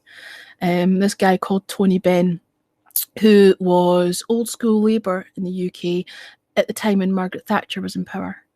And he was proper old school socialist. He actually was, he actually had a title. He was aristocracy. His dad died and he inherited a title, and he had to fight in court to rescind his title because he was expected to go to the House of Lords, and he wanted to remain in the House of Commons to serve his constituency because he was an MP. He'd been voted in and he wanted to represent his people. He was probably the best politician the country's ever had. And his philosophy was, and he'd actually come from, he was an older guy. He died a couple of years ago in his 80s. He'd been in the RAF, and his mentality was, if you can create jobs during a war, you can create jobs, afterwards. And that the NHS, if anybody doesn't understand the principle of the National Health Service, because I've heard a lot of bad things in America said about the NHS. They don't seem to, and Donald Trump's the worst for this, always sort of like trying to convince Americans that the NHS is a bad thing. If anybody wants to understand in the most basic terms a little bit more about the NHS, find Sicko by Michael Moore and look up the interview that he did with Tony Benn. It's on YouTube. It's no longer than 10 minutes long, and it gives you the most basic fundamental understanding of what the NHS actually is and why a nationalised healthcare system in the US would be a good thing. And he can verbalise it so much better than I ever could. What am I searching? I'm in YouTube. Yeah, Sicko by Michael Moore, and type in Tony Benn, Benn.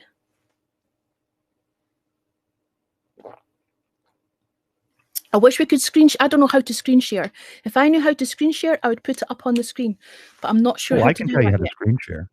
Well, if you can screen share, if I make you a director, do you want to put it up on the screen?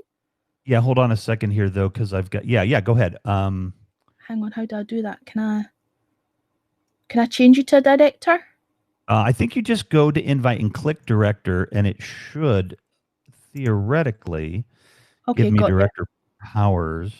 Let's see. Hold on a second. Here we go. Oh, yeah, there we are. So you should be able to put that, because I don't know how to screen share yet.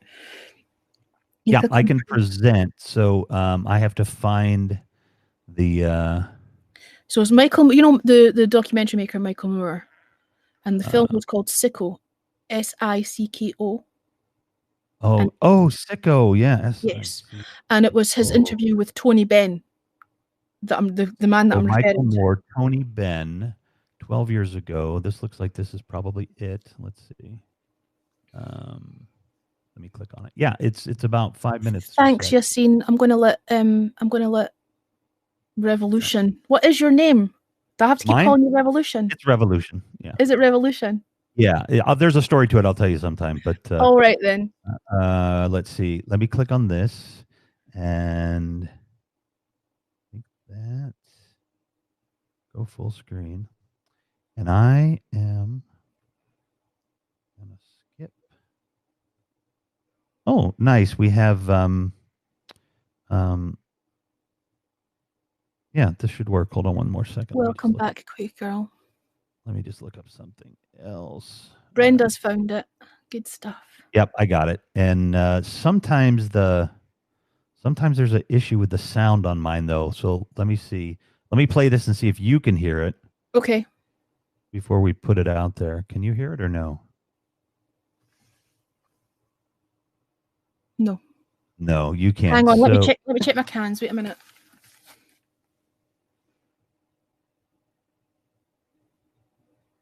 No. Yeah, there's something I gotta dig into the settings on my stuff because for some reason these things are not working now. Let me see. You can't present it. You have a problem on your end? I'm not sure how to, and I don't want to do the wrong thing. But what I'll do is it's super easy. People know what to search for, and what I'll do is at the end of the broadcast, in the comment section, I'll put the link up. Yeah, people can just go watch it on YouTube themselves rather than fanning around with trying to, Yeah, to get it up there. I'm definitely gonna take a look at it. You know what? I honestly think that so I work our nonprofit does racial equity, social justice work. We've been doing it for about 8 years or so. We work in marginalized communities here in the city. But I've been thinking that one of the things that I am going to start to promote, meaning that I want to see if I can get some people with some actual money interested in it.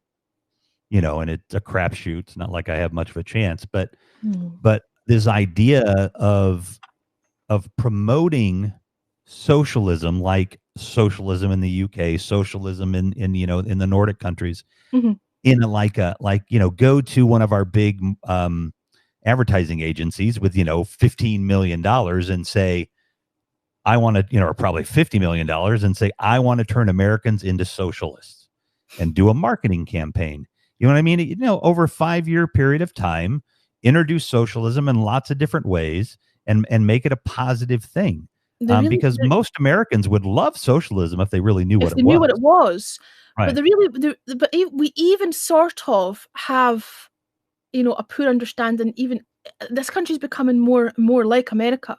There is this propaganda of, people are it's like when we talk about what we'd like to do in an independent Scotland, and Nicola Sturgeon, the First Minister, would, say, we could do this, this, and this, and the English press talk about her being a, revolutionary or being a socialist, and you actually look at the policies, and they're really like what the rest of Europe are doing. It's not. It's pretty central. It's pretty, neutral stuff. It's nothing particularly, outlandish, but it's this nonsense of, dumbing down the population. Just when you're saying let's do a campaign about explaining what socialism is, it's needed because for years we've been getting this propaganda of, how socialism's radical. It's like communism. It just they don't understand what. Well, yeah, they did. Yeah, they did that here. I mean, they did that in America. Socialism is equated with communism.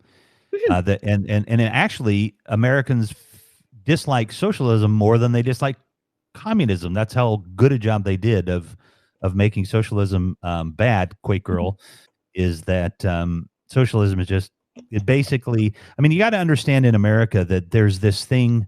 There's this culture of the rugged individual.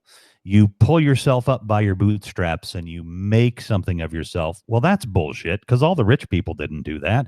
They inherited the money, like Helen said. And all the poor people don't even own a fucking pair of boots, so they don't have any straps to pull themselves up by because boots were taken away from them from the rich people. So it's a total lie in America. The whole consumerist bullshit of you've got to buy the latest thing. And you've got to own a home as well. That's the other thing that they did, was making people want to be home owners rather than, we used to have council housing here, social housing, which was low rent. It was government housing. And then Margaret Thatcher allowed people, she gave people the right to buy their council house. Oh, we're going to be property owners now. They didn't rebuild any other council houses. So the market's been way overinflated and people can't afford to, it was all done as a means to keep you in debt, because people in debt remain hopeless, and hopeless people don't vote. Essentially, that's what it boils down to. They want to keep you working. I mean, I'm 39. I'll be 40 next year. By the time it's time for me to retire, there will be no pension. There will be no state pension. We'll just keep working until we die, because they just want to keep you. They want to keep you in debt, and they want to keep, because obviously that puts the power into employers' hands, right? Because you've got to work your arse off, because you've got to pay off a mortgage, or you've got to pay off your credit cards, because they want you to buy the latest. Everything's disposable now. You don't fix a television set like you used to in the 80s. You just get a new one and you stick it on a credit card, and then you're working your arse off to pay it off, and you're in thousands of pounds worth of debt. And it's all a deliberate ploy to keep you under the thumb and easily controlled. But as long as you have an Xbox, an iPhone, an internet account, and a good supply of alcohol, Americans are happy. Yeah. I mean, dumbed down. Yeah, they really are happy. Like, it's amazing how certain things, like alcohol and things like that, can still stay relatively accessible when everything else is also expensive and priced out. Well, we definitely need to raise $50 million to do a Let's Be Socialists campaign. We could have cute cartoons and everything. Oh my God, they would probably try to take us out if we tried to do that. I also think it's weird as well that before COVID, right, people were happy to, just exactly what you're saying, happy to be at home on the Xbox, not socialize, keep themselves to themselves, remain in a bubble, like antisocial media. And, but then as soon as they're told they're not allowed to go over the door, they suddenly want to be out walking in the street, breathing all over everybody else. Yeah. This pasty white 300-pound guy that, what is it? What's a dry what? How did that work? Dusty spunk. With his dusty spunk. He hasn't been out of his mom's basement in 15 fucking years. And the COVID comes on and he wants to go walk. Exactly. Suddenly wants to go walking. I used to go walking every day, right? And I used to do it to clear my clear my head, headphones Uh-huh. in, music loud, go for a walk. Edinburgh is a beautiful city to be able to walk in. There's a lot of green space. Yeah. Suddenly, nobody ever used to walk, so it was great. You had the space to Suddenly, Right. every other fucker wants to go walking because they're not supposed to go out, and you can't walk anywhere because you're surrounded by people. It's like Right. none of you fuckers wanted to walk before. Some of you don't even know how to fucking walk. I haven't been for a walk since COVID. Oh my goodness. Well, not in my usual places, you know. It's like you Yeah. fucking Yeah. you know. Well, no, I mean, you should see it. Like we have, I don't know if you guys do it over there, but we have these Facebook groups that are community based, you know? So our little community in Chicago here is called Andersonville. So we have like this Andersonville News and Discourse Facebook page. And these are the worst. I mean, neighbors on Facebook can just be insanely mean to each other. It's just very sad. But I mean, they have been raging on, oh, I saw Bob, he wasn't wearing a face mask. And like they just like most people in Chicago comply. I mean, I like hardly ever see anybody without a face mask, but all of these people then though that would come out and like, I'm not wearing a face mask. It's just against my civil liberties. You know what I mean? And like in Chicago, like, okay, this is not fucking Nebraska or Louisiana. This is Chicago. And I would get on there and I would be like, dude, you do realize that like, if you walk around here without a mask, you'll get your ass kicked. Like this is not Nebraska where if you're wearing a mask, you'll get your ass kicked. Because if I see you walking into Walgreens without a mask, I'm going to kick your fucking ass. You know what I mean? So, and you know what? I've confronted 2 or 3 people, but fairly gently, but there was a guy walking into our local, pharmacy and he didn't have a mask on. And I'm like, dude, where's your mask? He's like, he just looked at me. I'm like, where's your mask? He's like, I don't, fuck you, man. I'm like, no. Where's your fucking mask? And I'm starting to get a little mad. And he's starting to get a little mad. And I'm about like, have you seen, you know who Shrek is? Aye. Yeah. So the worst Scottish accent ever. Yeah, right. There you go. Michael Myers. Yeah. My Scottish accent's probably better than that one. But my swamp. In a pharmacy, what the fuck? So walking into a pharmacy. So but anyway, I'm basically like look like Shrek without the green skin. I'm like, I am not a small person. And this guy's a fairly small person. And now he's ready to fucking fight. And I always say that if they're smaller than me and they are stupid enough to want to fight me, it's gonna be a nasty fight. Because you just like, if you were smart, you wouldn't even think to try to fight with me. And this guy was totally jacked up and totally flipped out on me. And all I'm thinking is, I'm gonna catch COVID because I told this guy to wear a mask, and now we're going to get into a fight, and I'm going to catch COVID. So I'm doing everything I can do to kind of talk this guy down. And at the end of the day, at the end of the event, he actually had a mask. He was actually having a really bad day, and ended up apologizing for not putting his mask on. But so that pretty much, I'm like, maybe I'll yell from across the parking lot if you don't have a mask on, but I'm not going to confront somebody. But we don't have them in Chicago. Everybody in Chicago basically wears a mask. Yeah, no, the whole thing of, I think you shouldn't be allowed in a shop without one. And this whole thing of, people have got medical conditions. If people have got medical conditions where they can't wear a mask, they shouldn't be out. They should be at home and get somebody else to do the shopping for them. And that's what the doctors will do. And it's not comfortable for me to wear a mask. With being claustrophobic, I still do it. I was out with my mum's high risk, and she just had a heart attack a few weeks ago, and the poor woman can't get over the door. Obviously, she's so she should be able to occasionally go out for some shopping just to get out the house. And I'd taken her shopping last week. We're standing in the queue. She's got her mask on. I've got mine, and there's this guy who's kind of no mask walking alongside. I was trying to overtake. He was looking at the shelves. I was trying to overtake him, and he was walking alongside us.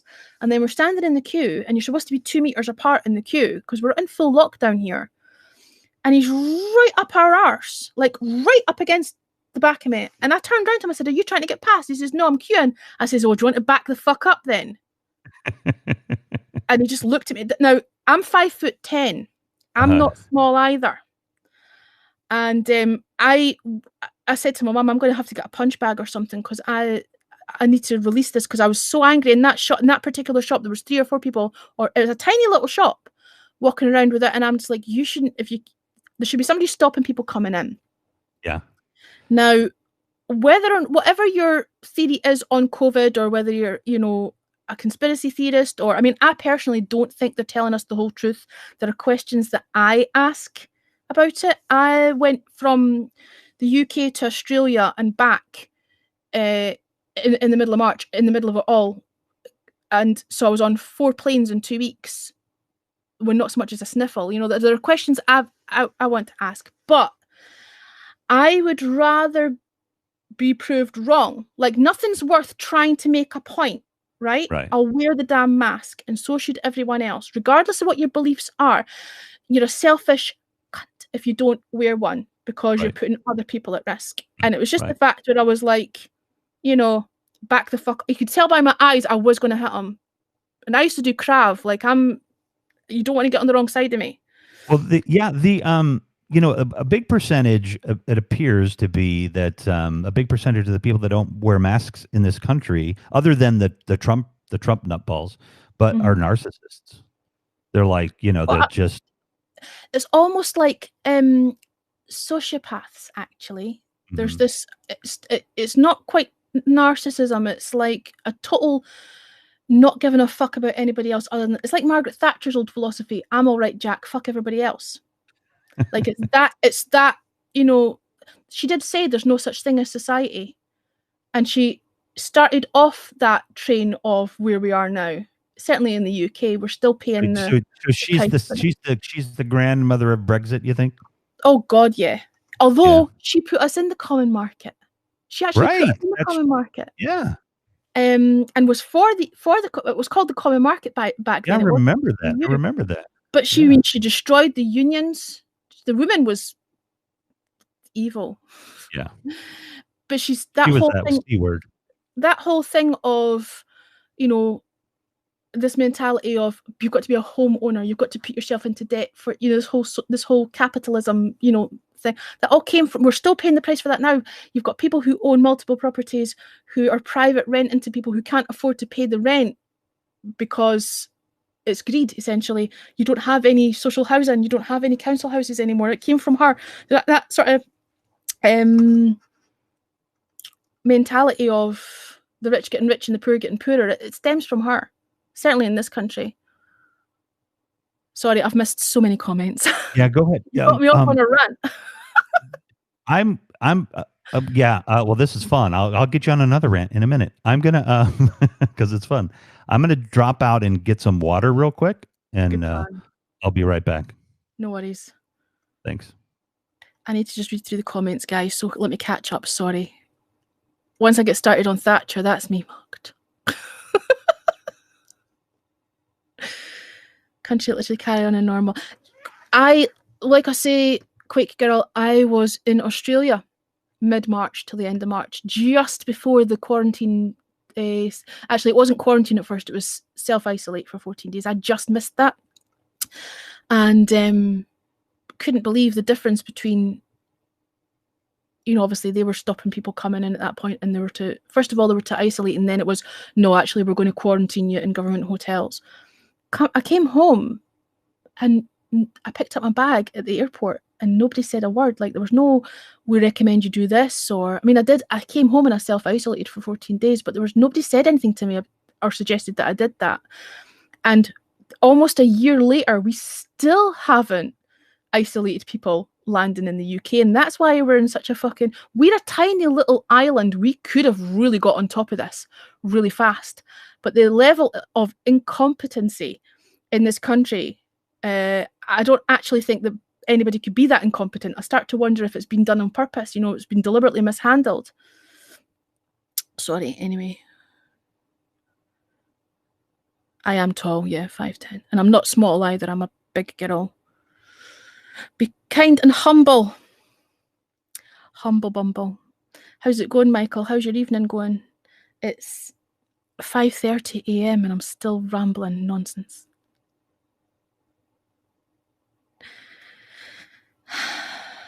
Reagan's special friend, indeed. There was definitely some naughtiness going on there. I don't know if that's picking that up on the camera properly.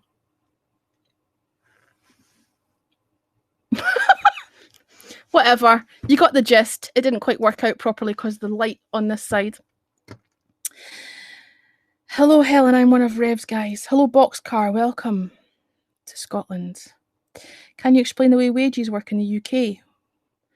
Wages. We have a minimum wage in the country. I don't know what that is because I'm self-employed.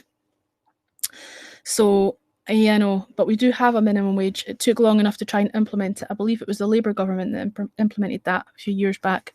I think it was Gordon Brown's government. I'd need to double check that. But we do have a minimum wage and it works depending on what, I think over 21s get slightly more than people who are like 16 to 18 or something. I think it's about £7 or £8 an hour, if I remember correctly.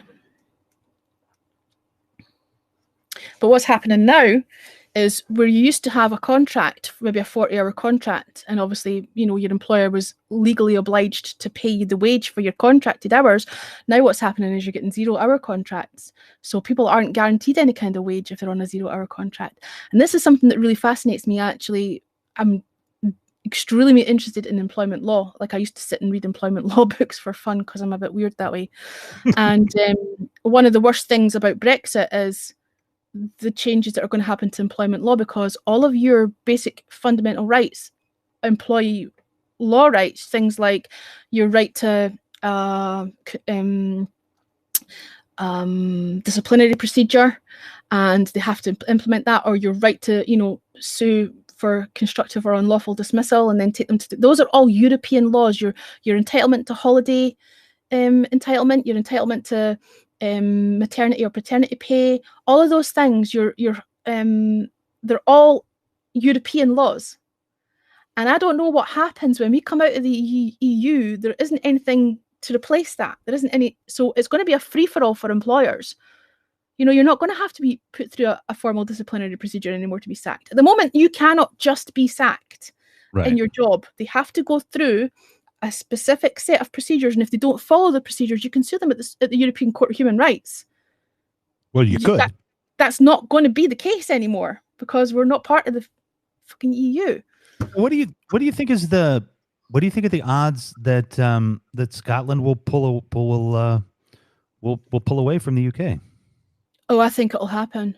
Yeah, I think it'll happen because, and we keep getting this bullshit from the UK government saying, well, it was supposed to be a once in a lifetime vote and blah blah. No, or sorry, a once in a generation vote is the quote that they keep using. But we were told as part of the IndyRef or independent referendum vote that we were told that the only way we could stay in the EU was to vote to remain as part of the UK.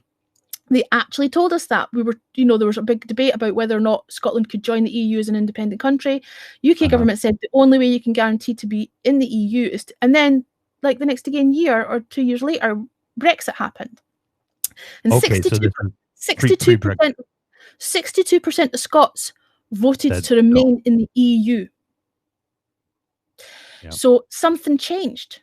So there is a remit for, she has a mandate for another referendum because 62% of Scots remain, we voted to remain in the EU, but we don't, it's a UK vote, so it's irrelevant what we voted for, we're getting pulled out regardless.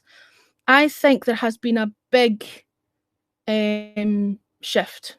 I mean, the latest opinion polls are saying 58% in favour of independence. I think it's higher than that. I think, but the same thing happened the last time. The independent referendum was gaining momentum, and the government shat themselves, and so all the leaders came up on a train and promised the vow. I don't know if you're familiar with this, but they actually broke the law. They broke the rules of Purdah. You're not allowed to fundamentally change policies in the run up to a referendum or an election, and they did that in the week running up to, by offering us the vow, and it was sold to us as a thing called Devo Max, which is like devolution. We were told that we would get all these powers at our Scottish Parliament without having Right. to actually vote for independence, and then they reneged on the vow. We never got any of those powers. So people can see that we were shafted the first time round. Like, we're not stupid. Yeah. So then, do you? Big Z's got some questions for you there, but do you have? Can your prime minister call for the vote, or does the UK have some say in that? The UK. Okay, so the Prime Minister is the Prime Minister of the UK. That's Boris Johnson. So he is our Prime Minister as well. Then Gotcha. we have the First Minister, Nicola Sturgeon, who is in charge of the Scottish Parliament, but she only has restricted powers because Boris Johnson is our Prime Minister. So they keep saying, no, you're not getting another independence. It's so funny because we were just told now's not the time for another. We just had Brexit, then we were told no, now's not the time for another vote, and then they called a general election when Theresa May was in, like, immediately after saying now's not the time for, like, we're constantly poo-pooed and dismissed because they don't want to let us go because we're a cash cow. Yeah. Well, that's like all the blue states here. You know, they fund all the red states. So it's a similar thing. No, there wasn't a universal basic income in the 80s. There was no such thing as the minimum wage in the 80s. That only came in like, I don't think it was Tony Blair, I think it was Gordon Brown, but it would have been around about that sort of mid to late 90s, sort of early 2000s, the minimum wage was introduced. I think it was Gordon Brown's government. In the 80s, there was no minimum wage, no. Different Texas is a completely foreign concept to me. We're called right to work state. I don't know what that means. So a right to work state, so most states, if not all of them, but I think there might be a couple that aren't, have this right to work laws where basically the employer doesn't have to have any reason to fire you. They can just fire you.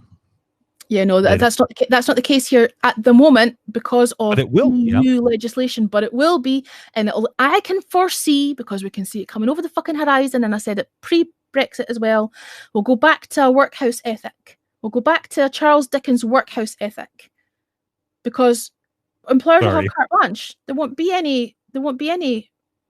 There's nothing being put in place to replace those EU laws. Sorry, I'm not laughing at it. I'm just thinking of people are sick of shit because they wanted blue passports. They wanted passports that says, UK passports instead of EU. They're just arseholes. Right. Sorry, No, it's fine. It's fine. But you're talking about this Dickinsonian existence, and I'm thinking of like Dickinsonian musicals. Like I could just see, like you're all back to, Oliver clothes. Carol. Like yep. Oliver Twist, and you guys are all wearing raggedy clothes and working in dirty factories. And it's not that long ago since that was the case. If you think about that, you're right. We had slums in this country in the 70s. Yeah, we had Victorian tenement buildings that were crumbling, that were falling to pieces as recently as the 70s. I know friends who were brought up in Glasgow who were brought up in tenement slums. Like, it's not that long ago, and it'll go straight back there again. Yeah, it won't. Yeah, it won't. You're right. The biggest problem we have in this country, and I don't know if it's the same in the States, but the reason there will never be a revolution in the UK, and the reason there will never be a revolution in the UK is because they're so busy having the working classes fighting amongst themselves. It's Mohammed on the corner shop's fault for there not being enough money because he's claiming benefits, or it's that benefit scrounging family. Yeah. 0.07% or something of Social Security, and it's not called Social Security anymore. Whatever the fucking government money, what do you call it? You're just on the dole. Benefits, aye. Yeah. Something like 0.7% of benefits paid out are fraudulent claims. Actually, most benefits paid out are in pensions. And there's another thing that you've got to fucking bear in mind. We have an aging population and a decreasing birth rate, okay? There are a lot of old people living longer who are claiming pensions. Can you imagine how much money the government's going to save if they die for COVID? Mm-hmm. Like, I think there's been a deliberate misfucking handling of it. And there you go. Like, that's my conspiracy theory. Yeah, well, I'm very science-based, evidence-based, no conspiracy theories, but I really believe that the Stephen Miller, one of the aides that is basically really is a Nazi, and he's Jewish, interestingly enough. but is one of the masterminds of a lot of the nastiness. And I really believe that he was, doing things, telling Trump to do things that orchestrated all of these deaths. Like he could have created more PPE. He could have opened more factories. He could have just done a ton of things. And I think the people that were advising him were basically telling him not to do those things, because those people wanted massive deaths in the United States, because the majority of the people that would be dying would be poor people, old people, and people of color. Yep. All people that there are expendable to them. Mm-hmm. So I'm right there with you, Helen, on that one. And it's just, if you think about it logically, nobody can be, and I'm talking about Boris Johnson, nobody can be that incompetent. It has to, you think about it, Exactly. it has to have been deliberately mismanaged. Right. Isn't it? It's and they telling are evil, and they are evil enough. Like, they've done stuff before. But anyway, the point I was making was working class people are too busy fighting in amongst themselves to actually look up at what the real enemy is. So they'll never get organized. They'll never, get themselves together. There's too much. This whole Brexit thing as well was focused on, England for the English. And the whole, I don't know if you know about the Windrush scandal as well. People were invited to migrate to the UK from, the West Indies or, Africa or India or whatever. Obviously, the Great British Empire fucking invaded all these countries, invited people to, to migrate here because white people in the country didn't want to do jobs like bus driving. And, these people built the country up post-war. Right. And then recently, how I've been told they have to fucking leave because they've not been officially made citizens. This was like in the 60s. They were invited to come live here in the 50s and the 60s. Uh-huh. Disgraceful, but not that unbelievable. So not that surprising. This whole situation of England for the English, Brexit's a lot to do with that. People will deny being racist, but there's a lot of xenophobia. Yeah. We don't really have that in Scotland. 62% of Scotland voted to remain in the EU. We need immigration, and we're vocal about the fact that we need immigration because we have an aging population and a decreasing birth rate. We need more people to come in, skilled people to come in, to working aged people. But in England, the mentality is different. It's England for the English. I honestly, genuinely think that we will be an independent country within the next couple of years. Well, like I said, I'll get my musket and I'll come right over. But yeah, I hope you guys get that solved because my fifth great grandfather was kidnapped by the English on the Highlands and brought to the United States to fight in the French and Indian War. So my fourth great grandfather, his son Charles II, fought for the Americans in the American Revolution. So I have a very strong kinship with Scotland through my family, and so yeah, I hope that gets worked out for you. I like this. Quake Girl says, "Oh, holy hell! I never knew that's what Windrush meant." Windrush was the name of one of the ships that they were brought. That's where the name Windrush comes from. It was one of the ships that they were brought in over. That's why they're called the Windrush generation. But they referred to the Windrush generation because they were royally fucked over by the government. All the papers conveniently disappeared, making these people citizens, and they've been living here for a couple of generations, 2 or 3 generations, and they've got families here, and they've integrated. I fucking hate that word, but they're British citizens, but because they were never formally made British citizens, they're told to fucking go home. Well, Britain is their home. It's been their home since the 1960s. Yeah, you guys don't have birthright citizenship? Yeah, but these people weren't. Yeah, their descendants might have been born here and are British citizens, but the people who came here, but they never. There's still people who are still alive. It's a lot like our. They were never officially made. Yeah, like the DACA folks here. Yeah, they're very similar. Absolutely ridiculous, but again, not entirely unbelievable.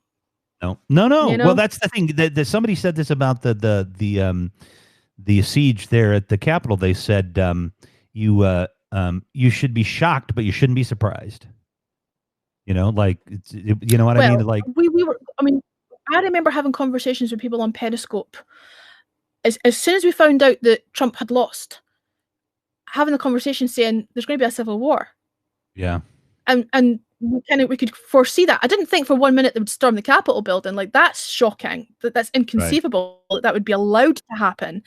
But we already foresaw that there would be violence. Because a lot of these people, from what we can see, looking in, is that a lot of these people are extremists and they do own weapons. Like, that's the kind of mentality that he appeals to, if you want to put it that way. So that's not entirely inconceivable. The fact that they were able to get near the building and allowed in is shocking.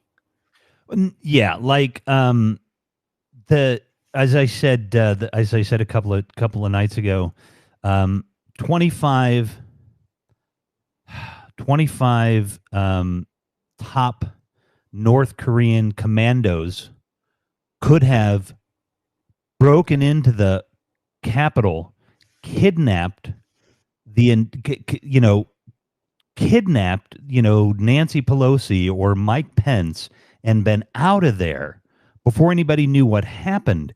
Like, there's basically no security at the Capitol. And I'm saying that, the U.S. Capitol Police, I mean, they should have like laser beams, that shoot people. Like, if you're on, like, it should be the tightest, safest place in the world. I want it to be open and accessible. Why did they not have tasers?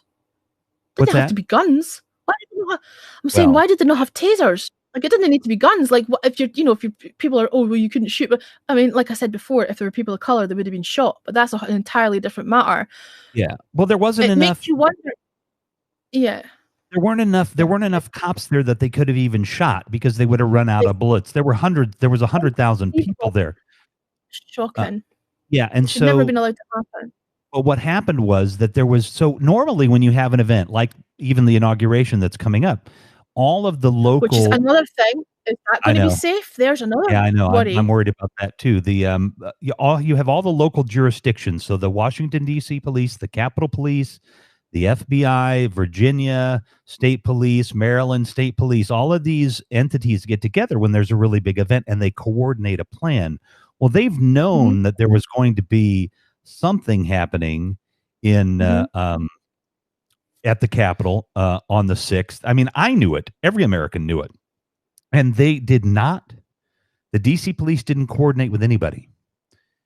You can see one of these videos that I saw. I played it last night or the night before.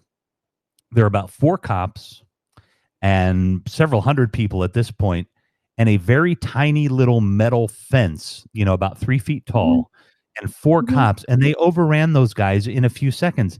There should have been. They just opened the fence for them. They just let them in. Yeah, there should have been fucking National Guardsmen, in full fucking military gear, surrounding that fucking building.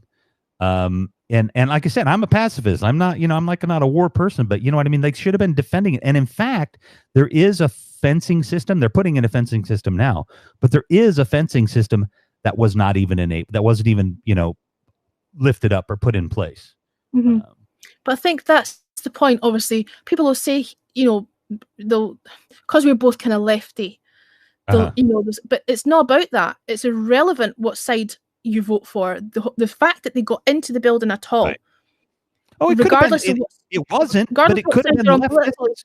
I mean, for God's sakes, because there are bad guys that are leftists too on the far left. You know what I mean? Like, and if those guys had known, it could be interpreted by, Trump supporters as us being. But that's not what it's irrelevant what side you voted for. They should never have been able to get access. Anybody could have been hurt or injured, regardless of what party they're working. And the way politics have changed here, the way things have changed here so quickly is Mike Pence, who has been Donald Trump's biggest ass kisser for the last 4 years, now is an enemy of Trump's followers. Like they were saying, they were chanting, "Hang Pence, hang Pence, hang Pence."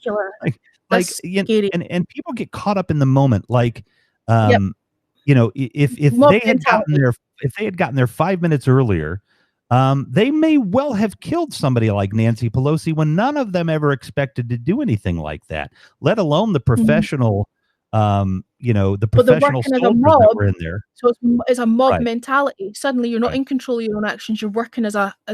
That's what's scary. Thank you, Brett, for mentioning that. That's just what I was saying. There were people in there that meant business. Two-way radios, zip ties, pepper spray. They were not there for a photo op. Yeah, and in fact, I mean, again, within just 5 minutes difference, had they not gotten the majority of the House of Representatives out of there, the woman that was shot and killed, she was shot and killed at the doors of a VIP area. And in fact, nobody ever got through there. But this just wasn't like, a random hallway they were going into. Behind those cops were Congress people. So that's why that woman got shot. That's scarily close. And like she's like Trump's number one fan, and now the Trumpers are saying no, she was Antifa. They turn on their own. It's absolutely it's insane. Mm-hmm. Like, throw anybody under the bus. Yeah, no, they throw themselves. I think they throw themselves, and I don't know if you've been able to see any of these QAnon people interviewed or not, Helen, but I haven't, unfortunately. I haven't. To be honest with you, I've been a bit like, it's so depressing. I want to actually delve any further into what's, They weren't there to hang Pence's picture. That is correct. Well, if you see some of these people when they talk, I don't know. I'm trying to think of an equivalent, but if you've ever seen somebody that needed deprogrammed from a cult or something, they just talk like they're it's this eerie, out of their mind kind of cult talk, and that's what these guys do. They're like, hit the nail on the head. It's a cult. That's exactly, you nailed it. And they talk like they're in the cult. They're like, oh no, Mr. Trump is going to save us. We were all supposed to be here. It was all authorized. This is the most beautiful day in the world. We're doing this for the president. We're doing this for everybody's freedom. And there's no way that we're breaking the law. This is, President Trump told us to do this. He told us to save the election. He told us, we know he's going to be inaugurated. We're allowed to be here. You know what I mean? They're just totally believe that he's like their Messiah. Terrifying. I need to nip to the loo again because I've devoured another bottle of water. Right, nip to the loo, nip to the loo. I'm going to leave you in charge again. All right, we'll see you in a sec.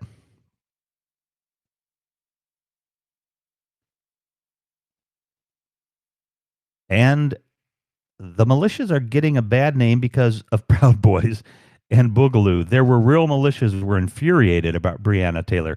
Well, that's good to know. That is very good to know. The police had machine guns there. The Capitol Police really didn't use the firepower.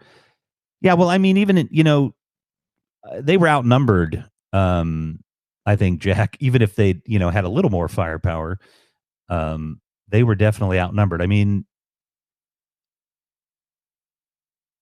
it's clear that there's no way they didn't have the intelligence to know something was going to happen. There is a little bit of the culture of the cop culture being, not wanting to believe that white people would be a threat in such a way. But I think that somebody told the DC police not to coordinate with Capitol Police, not to coordinate with DC police, not to coordinate with the National Guard. I think they were told to just, it'll be fine. Just have a few cops, at every sidewalk. I think we're going to find out in the ensuing months that, there was a lot more going on here than we realized. And I could be wrong. I'm open to being wrong. That's the zealot look. Yes, it's the zealot look. No problem. If you're watching and wondering what happened to Helen, my name is Revolution McInnes, and she's at the Louvre. And that's not that museum in Paris either. But that's all, she's I'm a gentleman. I'm not going to say anything more than that.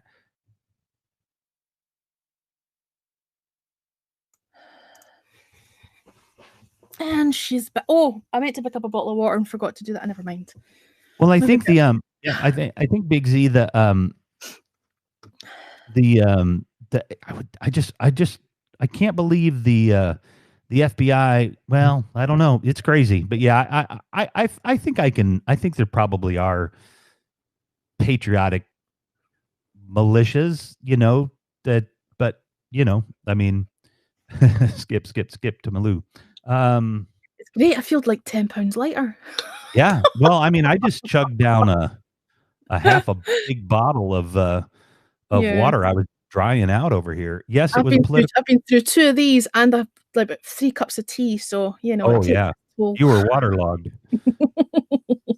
Yes, it was a political game with the police leadership. They used to call the Capitol run like a plantation. Welcome back, Helen. I'm Thank sure you. you do, Big Z. I didn't realize that was the time. It's 5 to 6 in the morning. Oh, well, I have taken you to the next next section of the day. Yeah, I really should have been sleeping hours ago. Figure out what our sweet spot is time-wise. So you're what, 7 hours ahead of me or something? Oh, wait, 6 hours, just about 7, right? Is it coming up on 7 o'clock or 6 o'clock there? No, it's 5:54, so it's almost 6. Okay. Yeah, so you're 6 hours ahead of me.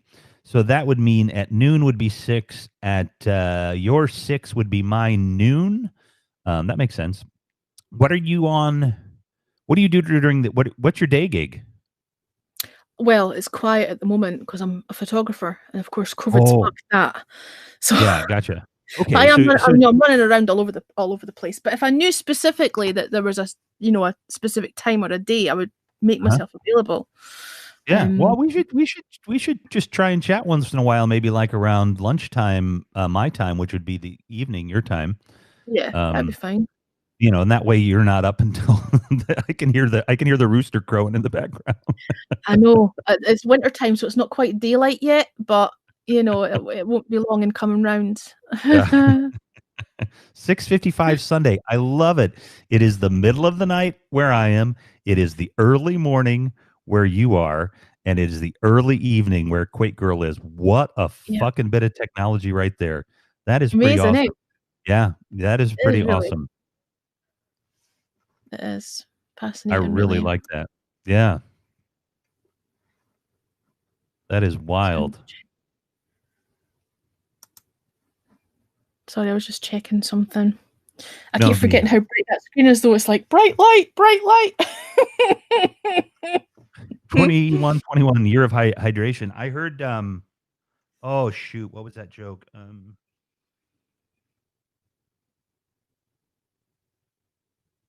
Somebody said something along the lines of was it time to should we is it time to give 2021 back after the 21-day trial period? For the year. 70 trial and we're not impressed. Yeah, exactly. Can we just go on to 2022? Because already 2021 is not getting off to a good start. I mean, it's sad too, because at least in America, everybody was like, oh, we'll just get 2021 behind us. We're going to get there. Everything will be fine. And they fucking president of the United States attacks the Congress of the United States. Oh my God. Last year was weird. I mean, this time last year, remember we had Australia was on fire, and then there was sort of fires in California, and then there was, the start of the whole COVID thing. But what I can't get my head around is I was in Australia in March, and they were shutting it down and stopping people coming in. This is January. Yeah. It's almost a year, and the UK still haven't shut down people coming in. Like I can't get my head around that. Yeah, I know. It's wild. Jack, I think New Zealand's is she what do you call her? Is she the prime minister? What do you call? I mean, Scotland. What's your leader? She's the first minister of Scotland, and the prime minister is Boris Johnson. He's the prime minister. So she's the first minister. So I think the first minister. Yeah, I think the first minister told Donald Trump that Scotland is closed. He won't be coming on the 19th because nobody can go to Scotland right now, correct? Correct. Yeah. Especially not Donald Trump, because we hate him. Yeah, even if there were no COVID, they wouldn't let that fucker in there. There's a friend of mine, did I tell you that? I think I've actually told you this before. There's a friend of mine who went viral, again, before Trump was president. It was the day after the Brexit result. Mm-hmm. And we went to protest at Turnberry.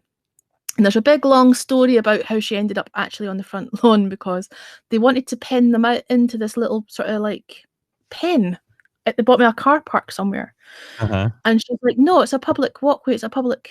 She was walking with this piece of, I don't know if you have a thing called lino in America, linoleum. It's like vinyl flooring on a roll. Uh-huh. Okay. And she had this piece of lino with her sign written out. So she's got this piece of lino rolled up. And the police were trying to stop her. And she's like, what? It's illegal to walk along a public path, a public road with a piece of lino. And they were like, yeah. And she's like, well, how did those guys get their kitchen flooring done? Like, there was nothing they could do. They couldn't stop her as long as she was on the public highway. So she's sitting on her wee piece of lino, right, which has got "Trump is a cunt" written on it. And that sign went viral. Her standing outside Turnberry with the Trump helicopter behind her, and the police walking towards her. "Trump is a cunt." That went viral. But she's sitting on her wee piece of lino, right? And these guys, these big like FBI. This is before Trump's president. These big FBI guys with the security, the private security with the men in black, essentially, they're walking down this, because Turnberry's on like a hill and she's at the bottom of the hill on the public highway, and they're walking down this hill, watching her like sideways like that, watching this wheat. Janie is tiny. Janie Godley is tiny. She's only about, I don't even think she's 5'2", like she's really small. And these two beefy guys, these big FBI, are walking towards her, like staring at her down the hill, and she's sitting now she's just had grief off the Scottish police, and she's argued the point that she's on a public road, right? So these American FBI dudes have came down and they're like trying to give her grief over like being there. But they're American, they've got no jurisdiction, right? So she's just had a conversation with the police about, and there's nothing they can do. She's allowed to sit there because it's a public road. And these FBI guys were like, we're going to have to tell you to, and she says, no, if you lay a finger on me, if you get me to move, they'll come and arrest you, pointing to the Scottish police. And the Scottish police were standing there like this saying, we will. Because they're American, they've got no jurisdiction. So it's so funny, like the sort of Scottish bobbies were like sticking up for her, saying, we will, we'll arrest you if you try and touch her. We agree. He's a cunt. Oh, did I just say that? Oh my God. See, now fine. you got me. It's on my channel. It's fine. So yeah, I know it's okay. I know, but I don't want to start using it in regular conversation. You broadcast it out to your followers as well. Oh well. Oh well. But the next year or a couple of years later, the same thing again. He came back to Scotland, but she changed the sign and did a different sign that said "Trump is a runt." But the way that she wrote the R for runt, when she held it with her hand underneath, it still looked like a C. But the police couldn't say anything because it actually said Trump is a runt. So she hadn't broke any rules about, like, I think he actually was president at that point. So there are photos of there's photos of that as well, of her high-fiving the police on the beach with her Trump is a runt sign. Oh, yeah. Okay, well, we can show that picture too. Do you want me to show this picture, Trump is a cunt picture here? Go on then, go on. Okay, this is Jane Godley, Scottish a stand-up comedian. I'm friends with her. I used to work with her at the Fringe. Let's see here. Oh, actually, wait a minute. No, I just need to present screen. Never mind. I mean, this. Let's see. Here. So is this the one? Is this the one at Turnberry with the helicopter behind her? Yes, this is the one at Turnberry with the helicopter behind her. First one. Yep. Yeah, and I'll be able to find the beach one too. So excellent. Let's go with what's your friend's name? Janie Godley. Janie Godley. All right, hold on a second. Yep. It's got to upload. And if anybody wants to follow Janie as well. And her daughter's a comedian as well, Ashley Story. They're both hilariously funny. You think I'm mildly amusing, you should encounter Janie and Ashley. They're both funny as fuck.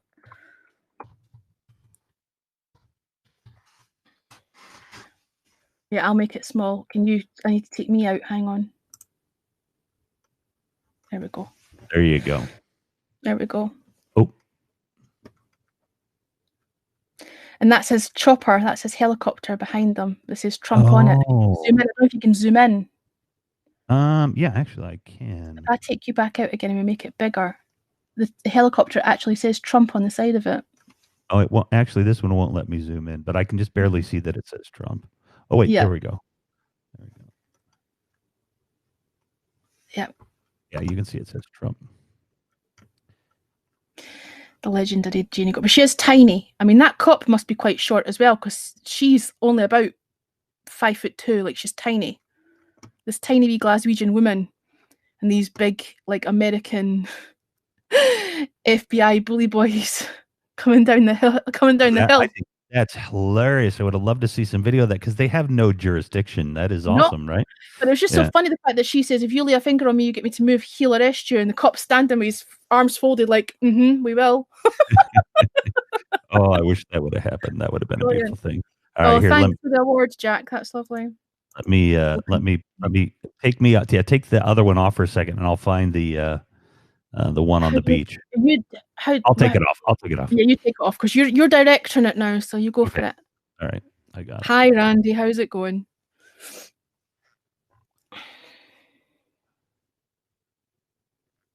Yeah, I like that. If that wasn't such a bad word in the United States, I definitely would wear a T-shirt that says that because it means something different in England. You know, I think that's why it went viral, and actually, she got a huge American following afterwards. You know, that's awesome. A lot. Yeah. I think it's because it is so shocking that it went viral.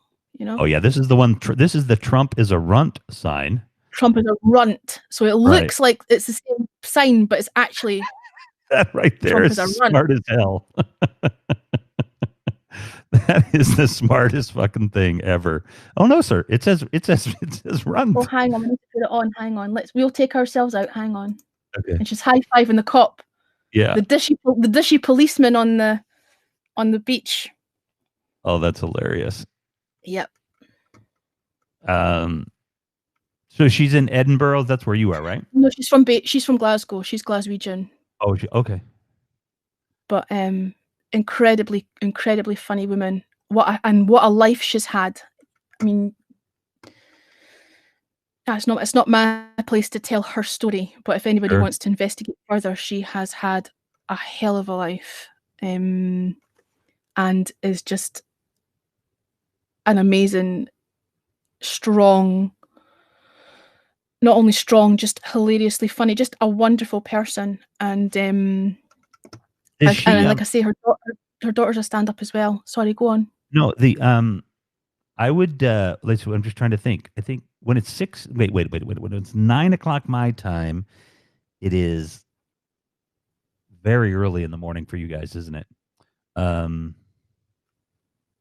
Yeah. Shoot, I'd love to have her on my show at 10:00 Eastern sometime. She's not on Haps, but she is on Periscope. In fact, she was the person that introduced me to Periscope. Oh, wow. I was working with her at the Edinburgh Fringe and was broadcasting from, I don't know if you know what the Edinburgh Fringe is, but it's the world's largest arts festival. And comedians and performers come from all over the world to be discovered at the Edinburgh Fringe. You know, most of the most famous comedians, regardless of what country they're from, know about the Edinburgh Fringe. And that's why I originally started Periscope, was I was broadcasting from the Fringe. And so she's definitely on Periscope. She's also on Facebook Live. If you wanted to be put in touch with her, I can do that. I've got her number. I wouldn't just give you her number without asking her permission first. Sure. But I could, put you in touch with each other. But as far as I know, she's not on Haps. Yeah. That would be cool because I'm doing on Wednesday nights, I'm just doing different interviews with different people, different kinds of people. I mostly talk about politics, but I just just like I'm just learning all kinds of things about Scotland. This is awesome. So it'd be fun to talk to somebody like her. Like I say, if you think that I'm funny or mildly amusing, or Janie is hilarious. Right. She's one of the funniest people I know.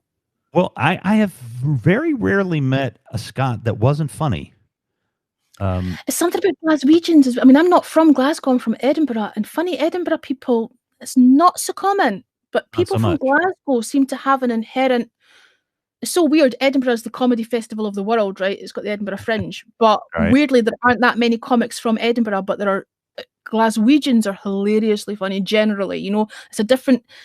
I don't know if it's something to do with socio-economic.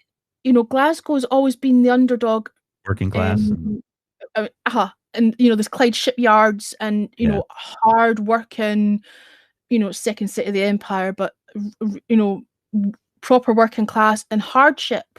And I think from hardship comes humor, and I think that's what I mean. Billy Connolly is probably the greatest example of you know, Oh. a Glaswegian comedian, Yeah, but yeah. they're, you know, people in Glasgow generally are funny, just in their bones. What are you Yeah, no, if I calling could, them? What are you calling you're calling them what? What do you call the people from Glasgow? Glaswegians, Glaswegians? Glaswegians, That's what they're called. or if you want to, you know, narrow it down, you can call them Ouijies, but some of them take offense to that. Oh, they don't like being called Ouijies? What does Glaswegians mean? Well, they're from Glasgow. Oh, okay. They're just that's what it is. Just Glaswegians just are from. what they So call. if you look at the word, Well, so if you look at the word Glasgow, what's somebody from Edinburgh? we don't really have a word. They're just from Edinburgh. Edinburgh. We don't. We're no. Gotcha. So if you look at the word Glasgow and then the word Glaswegians, it's literally Glaswegians. You know, we're just from Glasgow. That's pretty funny. Yep. But or like I say, we call them Ouijies, but Ouijies. it depends on. Or it I don't depends know if on. I want anybody to call me a Ouija either. I'm not quite sure if that's a good or a bad thing. It sounds too much like a Ouija board, doesn't it? Yeah, that's pretty funny. Yeah. Norwegian, same thing. Yep. Same thing. Thank you, Yep. Brett. Same thing. I don't know what you'd call someone from Edinburgh, an Edinburgher, but we don't really. Yeah. I guess Should have where been I'm meant- from in Illinois, we're called Illinoisans. So there you go. It's the same thing. Yeah. It's you've got to bear in mind Edinburgh, although it's the capital city, it is a much smaller city, both in size and population. Like there's only 500,000 people in Edinburgh, that's whereas Glasgow is huge. Yeah, it's a tiny Yeah. city. It's almost like a large town. Yeah. Whereas Glasgow's huge. And put your teeth back in, Helen. The greater Glasgow area is even, you know, Bigger. larger than the city of Glasgow. So that's probably why they've got an actual name in Yeah. Edinburgh. People don't. Edinburgh doesn't even it's a small little place. Yeah. Nobody goes. nobody of note goes there, you know. Mm. That's pretty funny. I haven't thought of Billy Connolly in a long time. We've got a castle and they've not got a castle, so that's probably why we're the capital. I don't know. Oh, you got a castle. Yeah. That's our running joke. Yeah. Edinburgh's got a castle. Edinburgh Castle. That's yeah. You guys were able to kidnap all the important documents and put them in there. I'm a Marlborite, and I'm Marlborite. left-handed. That's what LOL. I'm left-handed too. Are you? I am. That's supposed to be a sign of intelligence, but then my ex-husband was a lefty, and I'm a left-hander, and I'm not convinced that that's a thing. Oh, oh my goodness. Yeah, I bet you have a lot of good jokes about your ex-husband. Do you know what? Not really. No? We have a good, you know, we're civil, and good. you know, there's none of that sort of like, you know, animosity that comes with couples quite often. Honestly, I've never known that animosity. I've always kind of stayed, you know, on friendly terms with exes or whatever. My ex-wife and I get along fine. Yeah. And Yeah. yeah, Especially with kids involved, I think that's important as well. yeah, that makes a big difference. Lefty on both counts. Rev says Jack 3D. Yeah, you are a lefty. If you're left-handed and a liberal lefty. Double lefty. I live far away from England. I live in Blenheim, Marlborough, Blenheim, Marlborough. Marlborough. So Blenheim is the city, and Marlborough is the Marlborough. So borough is pronounced borough in the same way that Edinburgh is pronounced. Marlborough. Yeah. It's really funny because I've got friends in America and they always say Edinburgh. And there was a guy I was doing interviews. I wasn't doing interviews. I've got a radio show and it's music based. And I'd had a list of, you know, my favourite songs from 2020, and I'd contacted everybody on the list and said, do you want to sort of send in a New Year's greeting for people who have listened to your music, you know, just wishing them a happy new year or whatever. And one of the guys was so like nervous about saying, he's like, how do I pronounce it? Edinburgh. And I was trying to like Edinburgh. Ed. And I was laughing. I was like, I'm sorry I'm laughing at you. It's just, it's a running joke. My other friend who's from Sacramento says Edinburgh as well, and it's become a running joke. Like, I think he thought I was laughing at him, but it was just, you know, it doesn't matter how many times you say it, it's still funny, you know, Edinburgh. Wait a minute. Edinburgh. Edinburgh. Yeah. Edinburgh. Yeah. Yeah. Yeah, correct. I like that. Edinburgh. Now I can say it the correct way. Kim Carolina. Yeah. Oh, Kim Carolina and Kim Chi, they're like my number one fans. Kim Carolina. Kim Carolina. Never mind. I love it. I love it. I am up way past my bedtime, but the interesting thing is Helen's got me beaten by about 6 hours because it's very early in the morning there. But yeah, I don't know. I've been on here for, holy crap, 2.5 hours. It hasn't felt like that though. It's gone pretty fast. No, you came in almost at the start, didn't you? I wasn't on for long when you came in. No. I swear to God, Helen, I thought maybe it's been an hour and a half, maybe. That's good though. Yeah, that means it's just, you know, it's just been a natural flowing. Yeah, that's just been a blast. And if it wasn't so late and I didn't need to sleep, I would keep going for another hour, but I'm going to have to. So would I. Yeah. I'm going to have to. Yeah. You know, yeah. No, I know. At some point. Yeah. And it's, you know, you're going to have to hit the loo soon anyway, I'm sure. So that's how long we've known each other. I know your loo patterns. See, that Helen, she's a right pissy arse. She's always running to the toilet for a pee. G'day, mate. Put some bangers on the Barbie, mate. I've never been any good at a New Zealand accent, quick girl. I'm not so bad at the Aussie, but shit at a New Zealand accent. I'm so sorry. The only New Zealand accent, you know what? This is funny, Quake Girl, because the only New Zealand accent I can think of that I would know would be Lucy Lawless. And just tonight, out of all things, like this is never going to happen, but Lucy Lawless made a comment about the Trump stuff, and I said, "Hey, Lucy Lawless, I have a show on at 10 p.m. Eastern time on HAPS TV. I would love to talk about politics, the environment, and shoot, I can't remember what the other thing I said, but I tweeted Lucy Lawless asking her to be on my show. I'm like, why not? Somebody might say yes sometime. So anyway, but she's the only person I can think of with a New Zealand accent. So there's a woman that I used to talk to on Periscope, Rachie Rach. And I'm trying to think how her voice, because she's New Zealand, and I'm trying to think, but you know how your brain just, if you don't hear something often, like it's been a while since I spoke to her and I've forgotten how she sounds. But yeah, every time an Australian would come into my scopes, obviously we can't call them scopes now, but whenever an Australian would come into my scopes, I'd be like, "What's that skip, little Timmy stuck down the well?" That's close. That's close. And every time I did it, it got slightly worse. So it became funnier and funnier, because the worse it is, the funnier it is, you know? Because that's not a very good New Zealand accent, but it's close. You know? It's like an Australian one. Right. It's kind of like a merger of Australia and into New Zealand. Kim, of course, Kim Carolina. I'm acting smitten. She's awesome. I'm falling in love here. This is a lot of fun. We've had a great time hanging out.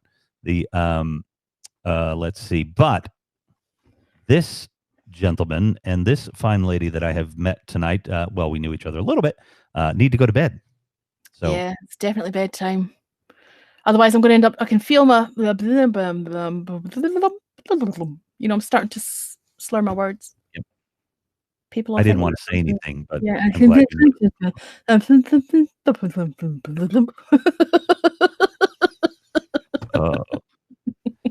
it has been an absolute blast. Thank you so much for coming in. I've had a right old giggle. Yeah, and I know the time frames are funny, but you know, pop into mine anytime you want. So yes, it's like I say, it is the time thing. But I was going to say, what's your name on Twitter? And I'll try to put you in touch with Janie somehow. Oh, yeah. I'll speak to her first and see if she's up for it. Here, I'll type it in there. Please. Although I can't screenshot it.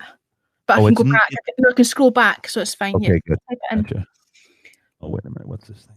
When is doubt, I always ask if they're a Kiwi because they are most offended than the Aussies for a mistake. Do you reckon? Do you think the Kiwis are easily offended?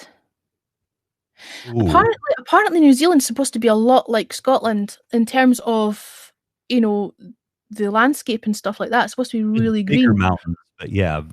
Whereas Australia's kind of sort of dusty and kind of Yeah. like dry, Well, you know? I don't, like Australia has a lot of that, I've never been there, but there's a more of the rugged individual thing. They take one of those long walks they take out there. They ramble around in the outback In the bush. in the bush. Yeah. Yeah. So Yeah. they There's do a a word for that. I walkabout. forget what they're called. Hang on, they're called the guys that are like, oh, hang on. What's called a walkabout, but I think No. no, There's that's not it. they call them. There's an actual name for the guys that are like the equivalent to a redneck. Let me think. I've forgotten what the word is. Wait a minute. Exactly, Jack. I'm going to end this broadcast and then I'm going to remember what the Australian redneck's called. Well, you just tell me next time. I know, but it's going to drive me nuts, and I hate that. But Not easily offended, says Quake Girl, but will correct people. LOL, facts matter. What do you call a hillbilly Australian? bogan. That's the word. Thank you, Quake Girl. It's a bogan. That's what it is. Bogan. I like bogan. that. And when I first had this conversation with someone, we've got a word in Scotland called boggin.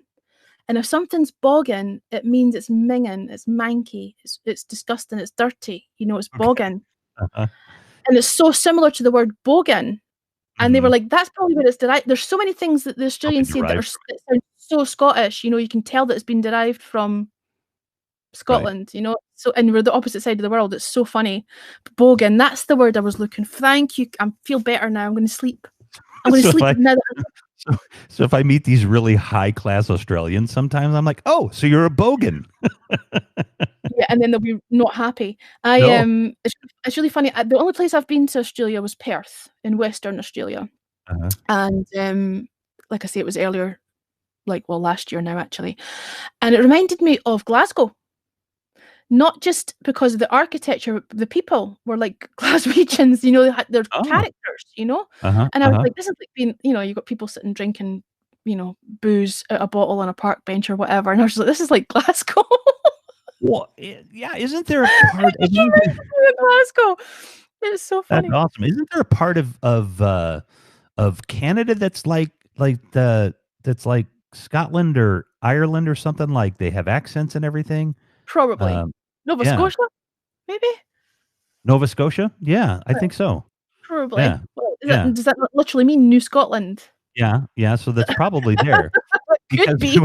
I was watching this Canadian show. And, the clue in the name. Could be. I bet it's not, but that'd be just, it'd be funny if it wasn't. And I mean, these guys had full blown Scottish accents, but they're all in Canada. So That's funny. The Glasgow of Australia is Perth. It's Perth, which, funnily enough, there's a place in Scotland called Perth, which is named after. There is a city in Edinburgh in Scotland called Perth. Now you're just baking my noodle. Now you're just blowing your mind. But it reminds me a lot of my Wi-Fi. But no, yeah, it reminds me of just the characters. Sorry. We're rambling. That's okay. Yeah, no. I like you said, we're going to be careful because you said you'd ramble another hour, and we better stop, or it will be another hour. So. It will be. Does the Dunedin? I think Dunedin actually translates to Edinburgh. Actually, let's check what Dunedin actually means. I think it translates to.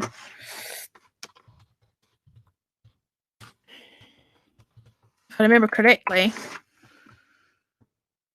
Yeah, the name Dunedin comes from Dun-Edin, the Scottish Gaelic name for Edinburgh, the capital of Scotland. So actually, Dunedin means Edinburgh. It means Edinburgh, but it's Gaelic. It's in New Zealand. It's in New Zealand, but it's the Gaelic name for Edinburgh. So there you go. Cool. There's a piece of useless information for you, Quake Girl. That's Brenda. She knows you well too. I think that's your Wi-Fi telling you it's time to go to bed. And it is. Yeah. Yes, Kip Caroline, I'm going to bed too. To sleep. Yeah. Yeah. Well, thank you so much for letting me hang out with you for Thank 2 you for hours popping and in. 40 minutes. And I'm looking forward to getting to do it again. And love to all of you that I met tonight and came over to see me. So um, it was great. We Thank will. you, Cheap Seats. You're now affectionately known in the comment section as the Cheap Seats. That has become a thing on Periscope. It will become a thing on Haps. So you're henceforth known as the Cheap Seats. Thank you for joining and giving me giggles. I do like a wee chuckle to myself. It's been fun. Enjoy the rest of your day, your night, your evening, whatever it is, wherever you are. Sleep well when the time comes. And thanks for keeping me company. Thank you. How do I end this? Press the button that says end Wait a minute. broadcast. Yeah, Funnily enough. yeah, I don't have control to do that.